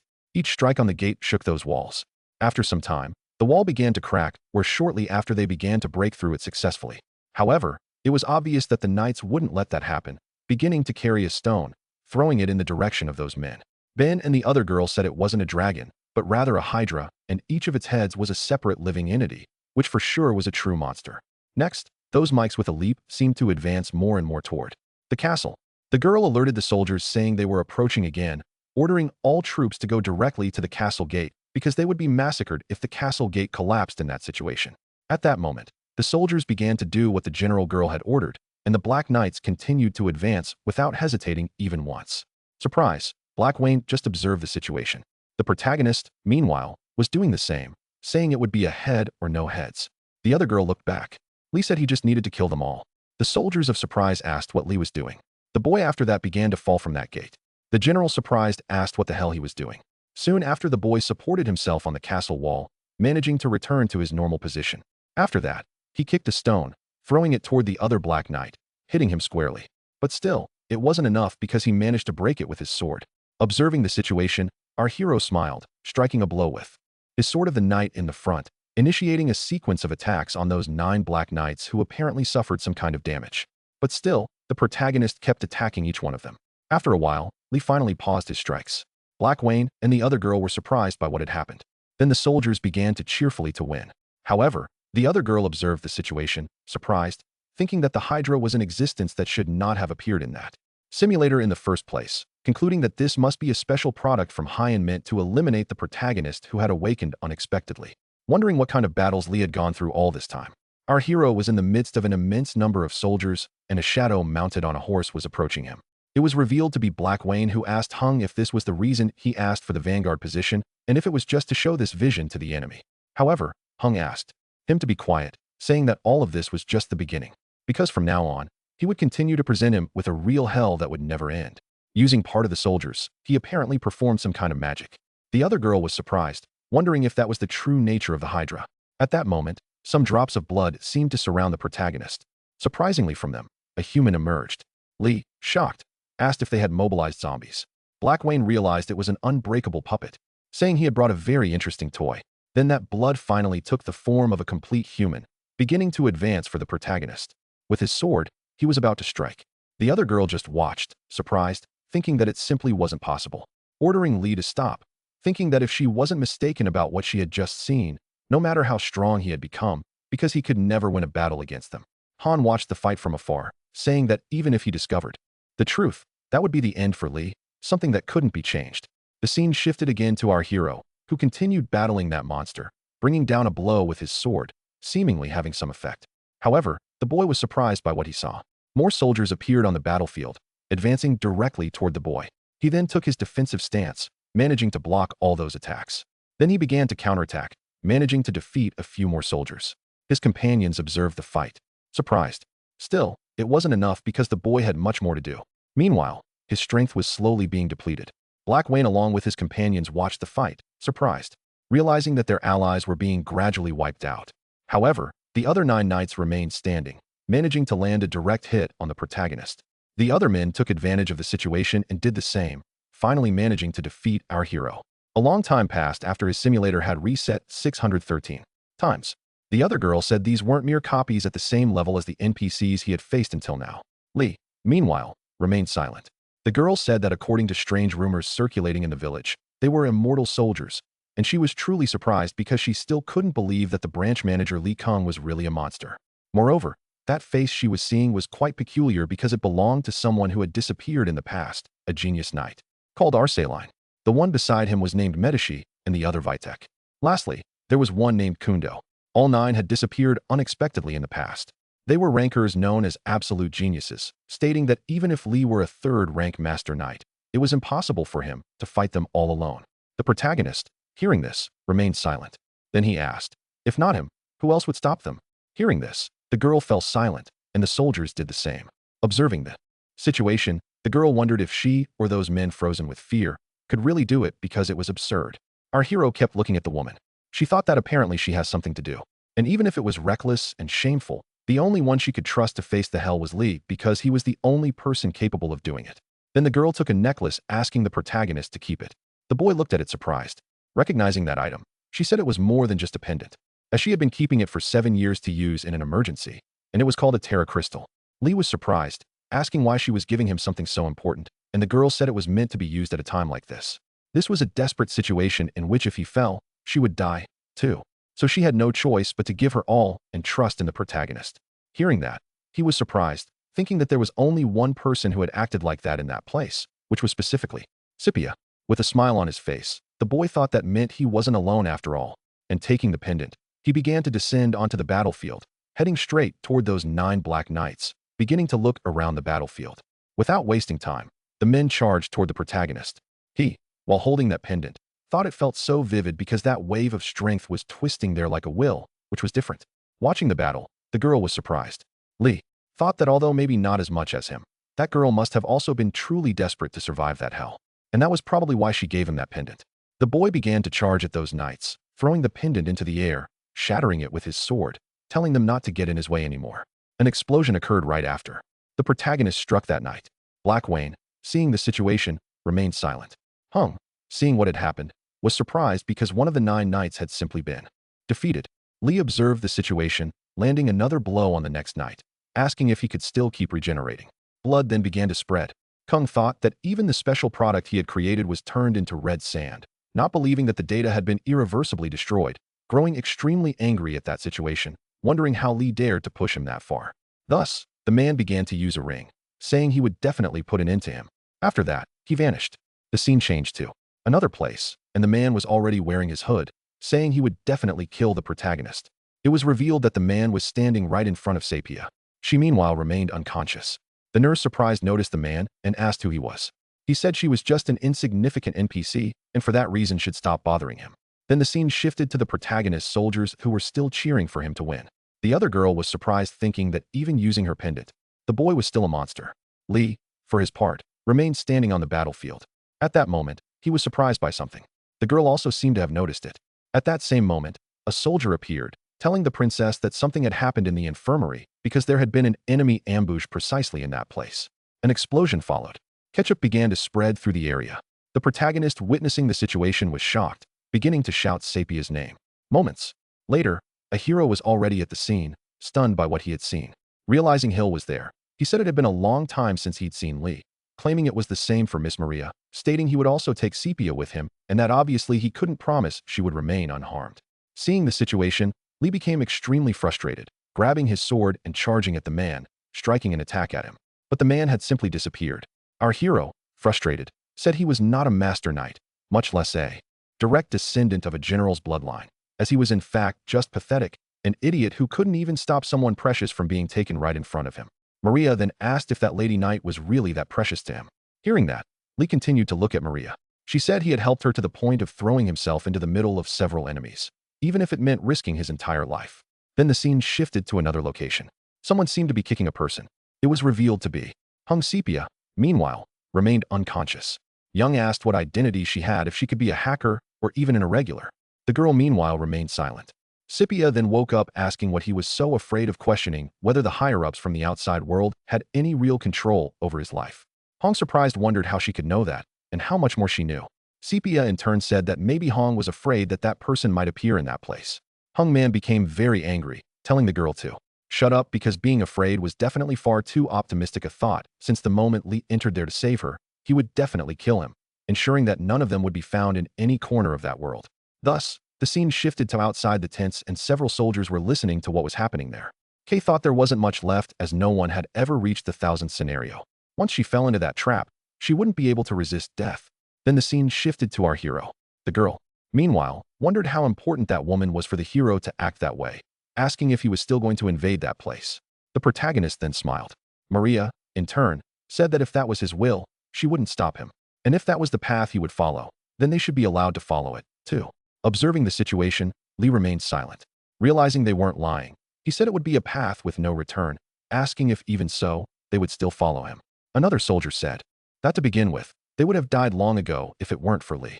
Not only that, but each of them had a reason. Wives, children, or even the love of their life, begging to be told that they fought to the end to return. Hearing this, Lee was surprised, reflecting that he had always thought he was the only one fighting that way. But all the people he'd ignored all this time felt the same. Then, Maria said she knew that bastard mage better than anyone, so she was sure he was hiding in the abandoned warehouse, concluding that after they invaded while they distracted their attention, the protagonist had to save her and escape as fast as possible. Lee, for his part, was surprised, wondering if Maria would also go. She thought she didn't know exactly why, but if anything happened to Lee, she would truly collapse, not just the castle, everything around it. Then Hero removed his cloak. The scene shifted to another place with a soldier asking if they really thought an enemy general would come to save a useless girl. The scene changed again to the protagonist heading toward that fortress. A Black Knight had already noticed this, but it was too late because Lee was already accompanied by all his soldiers. The Black Knights were shocked by what they saw. The scene changed to inside the fortress with the soldier saying that would be the last day she would see the descendant who came to save her. But Lee meanwhile kept approaching the fortress. Black Wayne in turn seemed to have already noticed the situation, saying that finally that descendant had arrived. A battle was already taking place there, and the protagonist began attacking some soldiers, and the knights inside the fortress said that the descendant had already shown up, ordering the defense unit to advance. An explosion followed. A knight asked what the commotion was. Sepia meanwhile remained silent. A flashback appeared in her mind of the girl walking through the middle of a battlefield. After that, she had arrived apparently in a village, collapsing in the middle of the street, unconscious. A carriage, meanwhile, was passing by. The girl, little by little, closed her eyes. About to lose consciousness, someone approached her. Surprisingly, handed her a coin, asking if she was okay. The girl looked up to see who it was. It was revealed to be the protagonist who, with tears on his face, asked who she was. Sepia, in turn, kept watching Lee with tears on her face. Then the scene shifted to another place. Returning to the present with Sepia crying, the soldier asked what that was and if she was crying because she was afraid that Lee might be killed. At that moment, an explosion occurred in that place. Another knight appeared on the scene, surprised by what had happened. It was revealed to be our hero, beginning to destroy the entire place, defeating countless soldiers in a matter of seconds, and meanwhile shouting for Sepia, asking where she was. The girl, meanwhile, watched the protagonist. The flashback appeared with a voice saying that in the middle of a battle, a boy was summoned to the emperor's castle, and the reason was unknown. The girl said that from now on, he would be the lord of that castle. After some time, our hero was already wearing armor. And what awaited the boy in that castle was a cold-hearted lady, the corpse of a dead emperor who had the same face as him. The other woman began watching the protagonist, saying that if he didn't do it, then the one he loved would be killed in his place, asking what he would choose. The boy knew it was something he could never reject, even though it was an arrogant proposal. Then, Lee said he would become the emperor. However, before that, he had one condition, because that ring should be given to that girl. With that obviously broken farewell, he finally became the emperor. The scene shifted to another place where an old woman asked him not to be sad because if his memory disappeared, the pain would disappear with it. Right after, she appeared and began casting a spell, and Lee felt something different. The scene changed again to another location with our hero asking who the hell she thought she was. Sepia in her child form was still watching our hero. A long time passed after that, and Lee no longer remembered that girl, and eventually he became the emperor. After that whole damn flashback, the scene finally returned to the present with the protagonist defeating those soldiers, shouting once again for Sepia. The girl continued watching her hero. The ropes binding her then tore apart without wasting a second. Lee embraced the girl, asking if she was okay and if she was hurt anywhere. Sepia, meanwhile, said nothing, thinking it didn't matter, even if he couldn't remember her, because she had always been the woman who chose to protect him by his side. More flashbacks appeared in Sepia's mind from when she first started learning swordsmanship. The scene shifted to another location with a door opening. The protagonist along with his mother were surprised. Sepia appeared there dressed in her armor, thinking that even if only as the emperor's escort knight being by his side was already enough. Time passed, and amid those seemingly endless days, a black beast ended up invading the place, trampling everything around it. Under its claws, in the end fell a man who was as strong as a god. The protagonist's heartbeat had gradually slowed, then disappeared as if Ed never existed. Sepia's tears once again flowed endlessly.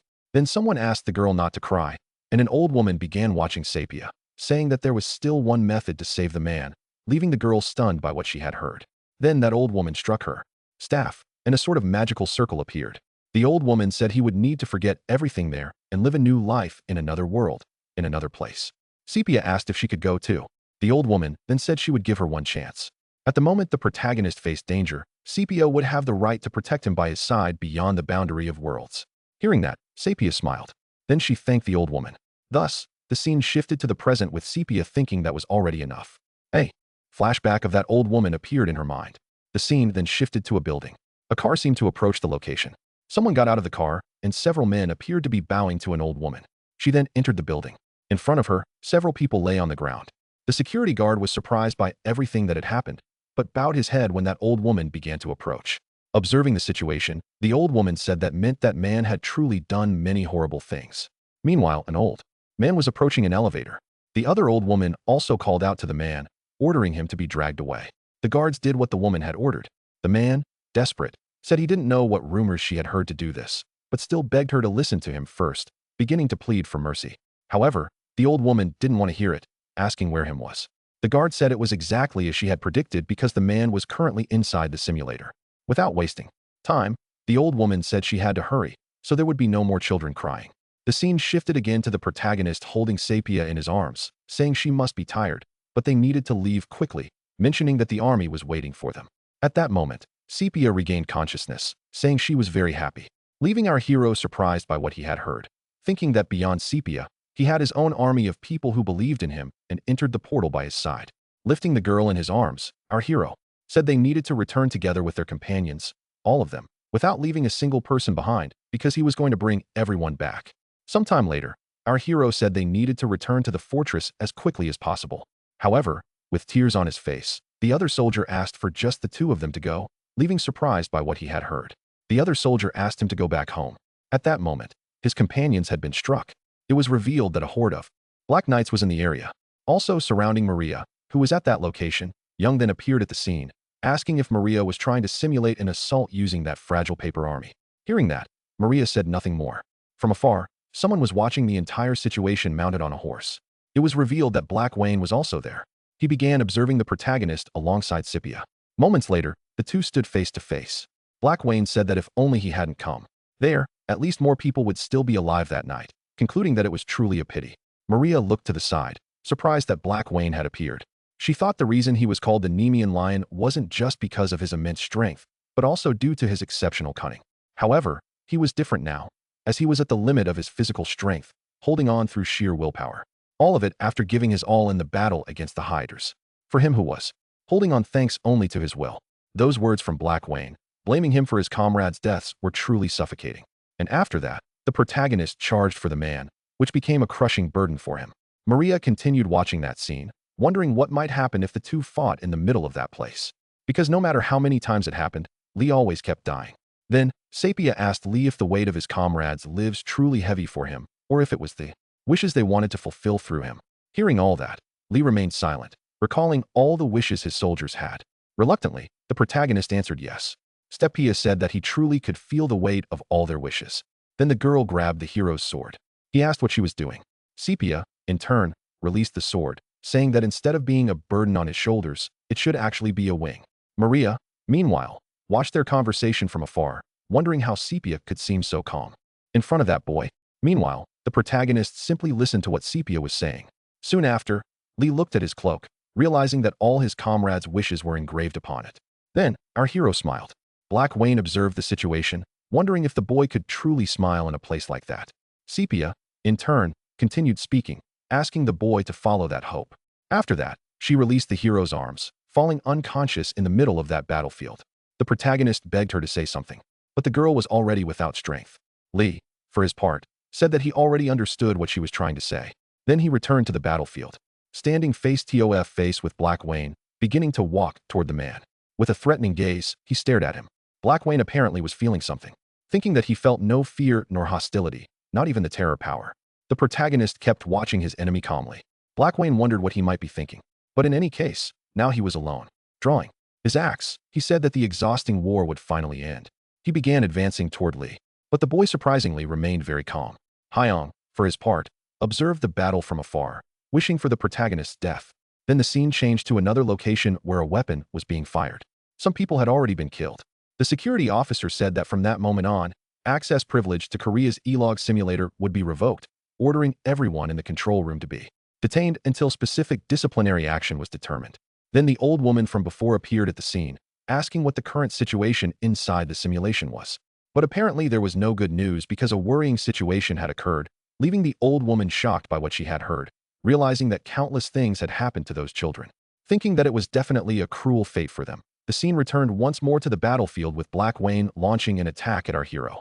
But he managed to block the blow and surprisingly remain calm in the middle of that battle. But for Black Wayne, it was different as he was shocked by everything the protagonist was doing. The same was true for Hung Lee was managing to block all those attacks. Maria observed the battle, focused, wondering how he could block that blow as if it were nothing, even though he was a third-rank Master Knight, wanting to know who Lee really was. In the protagonist's thoughts, he wondered what he was doing, because in truth, he didn't feel any weight in his sword, nor even Black Wayne's attack. A man grew very angry, asking what the boy was planning all those tricks. But Lee simply focused on the battle, remaining silent.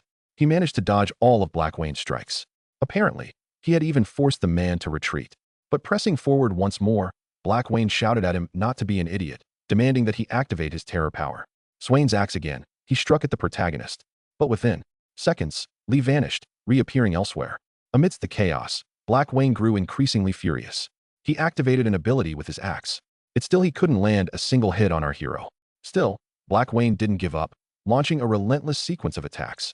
However, none of them worked. Each blow missed.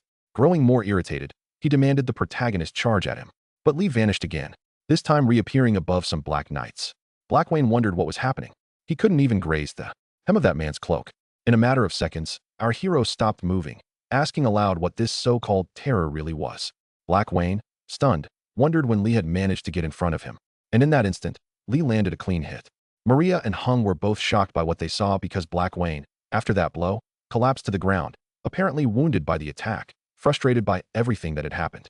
And at that same moment, our hero vanished again, reappearing once more in front of the man. Not only that, he also defeated the Black Knights who were nearby.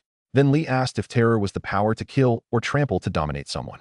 In desperation, Black Wayne tried to land another blow on Lee, but the boy easily dodged, raising his sword to attack once more, striking Black Wayne, who was thrown far back. Lee asked if terror was a sensation from another world that rises from the depths of one's consciousness to face a formidable foe. But Black Wayne could no longer respond. He was too badly wounded. The soldiers along with Maria were stunned by what they had witnessed. Maria wondered what was happening, thinking that if Lee went beyond that limit, perhaps he would never be able to return. Scipio watched the battle in silence. Han meanwhile was desperate, shouting for Black Wayne to get up, thinking that even if he was just a mere copy, he still couldn't die, ordering him to get up immediately. Even if he had to risk his life, he would kill that boy. With a cold stare, the protagonist watched Black Wayne, who, frustrated, wondered how he couldn't defeat that boy. Just a dumb kid like him. Deadliest said that the power they were using was something impossible for ordinary knights to even think of challenging. Black Wayne, confused, asked what he meant by that. Lee said they had overcome the fear of facing such terrifying and absolute power that the precious lives which should have returned to their families were instead entrusted to him before disappearing, which meant they had truly been willing to sacrifice themselves, concluding that there was an unshakable army holding him up from behind. Hearing that, Black Wayne was stunned. Raising his sword, Lee said that whether it was Terra or something else, it no longer mattered because the only thing left to do is kill Black Wayne and then go home. That this was the reason for all of them to finally return home together. In the midst of it all, Black Wayne still didn't give up clutching his axe. He struck the ground with it. An explosion followed. The axe then began to glow. Lee, surprised, realized he couldn't reach the man. A mysterious force began to emerge and Black Wayne started to scream. Apparently, he was managing to amplify his attributes. However, his axe began to crack. As an act of sacrifice, Black Wayne said that the protagonist would go down with him, leaving everyone around stunned by what was happening. Lee, however, remained silent, watching everything, and a blinding light filled the area. The same thing was happening outside. The other security officers said he thought they should find a way to stop the simulator, but the old woman asked them not to act because interfering recklessly when everything was already overloaded would only place that child's life even greater danger. Concluding that the only thing they could do was keep watching, hoping that our hero could escape from that hell by his own strength. Then the scene returned once more to the battlefield with Lee determined, wanting badly to win. Maria, meanwhile, seemed to be trying to stop something. In the middle of that moment, Lee thought he couldn't get any closer to that massive flame. With a smile on his face, Black Wayne said that with all of this, he would finish off the protagonist. Han, meanwhile, was just watching with a smile on his face, thinking that even that moment of death where everything appears will adjust the restart time without leaving a single bit of his heart behind, concluding that everything will burn. Meanwhile, Lee outside the capsule seems to be feeling some kind of pain. Sometime later, the simulator had already restarted 756 times, and Lee thinks that it doesn't matter how many times he continues to burn, or even how many times he dies, much less how many times he starts over. He simply couldn't escape the hell, but still says that it won't be able to break him inside.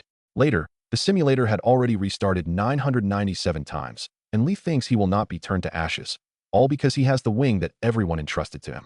The scene returns to the outside, with a guard asking what was happening. The protagonist, meanwhile, seemed to be a bit different, and a blue aura begins to envelop his body. Moments later, the simulator had restarted a total of 1,000 times, and something unknown appears behind our hero. And the guard outside that place says that is the appearance of the eighth apostle. With that power, the protagonist begins to attack that immense number of Black Knights. The old woman just watches from her monitor, thinking that poor child was going through all that. However, for Lee, who was inside that battle, he only has the desire to end it by defeating Black Wayne. So, the battle remains and continues. Marielle, along with those Black Knights, also observed in silence. But Maria then begs the protagonist to stop, saying that if he goes any further, he will not be able to return. However, Lee with that look does not seem willing to give up, continuing to unleash a sequence of blows on Black Wayne. Moments later, a ring seems to begin to crack. In a matter of seconds, Helm's ring is destroyed. Frustrated, he says he can't believe a high school kid like him ruined his plans and ended up becoming the eighth apostle, ordering to stop with those jokes. He starts screaming Lee's name, calling him a loser. Then the scene cuts to outside that place. The capsule had finally released our hero, who in turn begins to levitate. The scene goes back into the simulator again, and our hero seems to be in a trance. With a cold stare, he observes his opponent preparing his strike even outside the simulator, and he repeated it inside the simulator, stating that this will be the final blow to defeat Black Wayne. After that, he lands a punch on the man who takes the hit directly. An explosion happens after that. A huge light begins to envelop the entire place.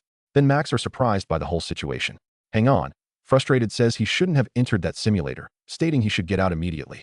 But at the same moment, another person appears in the place and an old woman orders him to stop and not even think about doing that. Cam recognizes the woman, calling her the fourth elder, asking how she is able to enter the simulator, because if she is there because of those rumors. He states that it was all done under the branch manager's orders. But right after, the old woman approaches the guy saying that everything was already fine, mentioning she couldn't stand hearing his screams anymore. At the same instant, Hung begins to disintegrate, leaving only dust behind. Then the scene goes outside the capsule. Hai apparently passed away. The scene returns again to the simulator with Maria observing the battle. The protagonist remains standing without moving a muscle. Maria in turn is surprised to realize that Lee was still alive. However, the boy simply does not give any response. At that moment, the old woman appears, saying there isn't much time before his body collapses. Then our hero begins to feel the post-battle effects. With tears on her face, Maria begs the old woman to save the protagonist because it must still be possible since he hasn't reached 1,000 deaths yet, even if it were necessary to seal his death. The old woman places her hand on Maria's head, saying that if she wants to protect someone, she should get stronger instead of crying. Right after, Maria looks to the side, and Scipia begins to approach Lee. The old woman was also seeing that, saying that even if his entire body is shattered and broken just like that, those steps will still move toward that person. At the same instant, the protagonist opens his eyes, thinking that someone was approaching. Out of nowhere, Lee begins to hallucinate, thinking that place is very familiar. Not only that, but there is a person who is always waiting for him. Recognizing that it is Sepia, our hero says that he is back. With a smile on his face, he begins to watch her. After that, he approaches the girl running into her arms, who in a matter of seconds falls unconscious. Scipia begins to whisper something in the protagonist's ear, saying that once again she wished to protect him. Scipia then calls for the elder, who questions whether she knows there's a price for a miracle. The old woman starts to explain, but Scipia says that price doesn't matter because if she can be wherever that guy is, that would be enough. Hearing this, the elder agrees, but also says that it includes sepia memories. If the girl didn't care about that as long as Lee survived. Maria, meanwhile, watches closely. The elder approaches the two, agreeing to do it. And at that very moment, a light begins to envelop the three. Then a long time passes, and the scene shifts to the remains of the battlefield. The castle and all the surrounding places were completely destroyed by that catastrophe. Only a minimal number of soldiers remained. Yet Maria still stands tall. With that, the system announces that the simulator had finally come to an end. Then a light appears at the end of the tunnel. Someone looks out the window thinking it was snowing, and it's revealed to be the protagonist.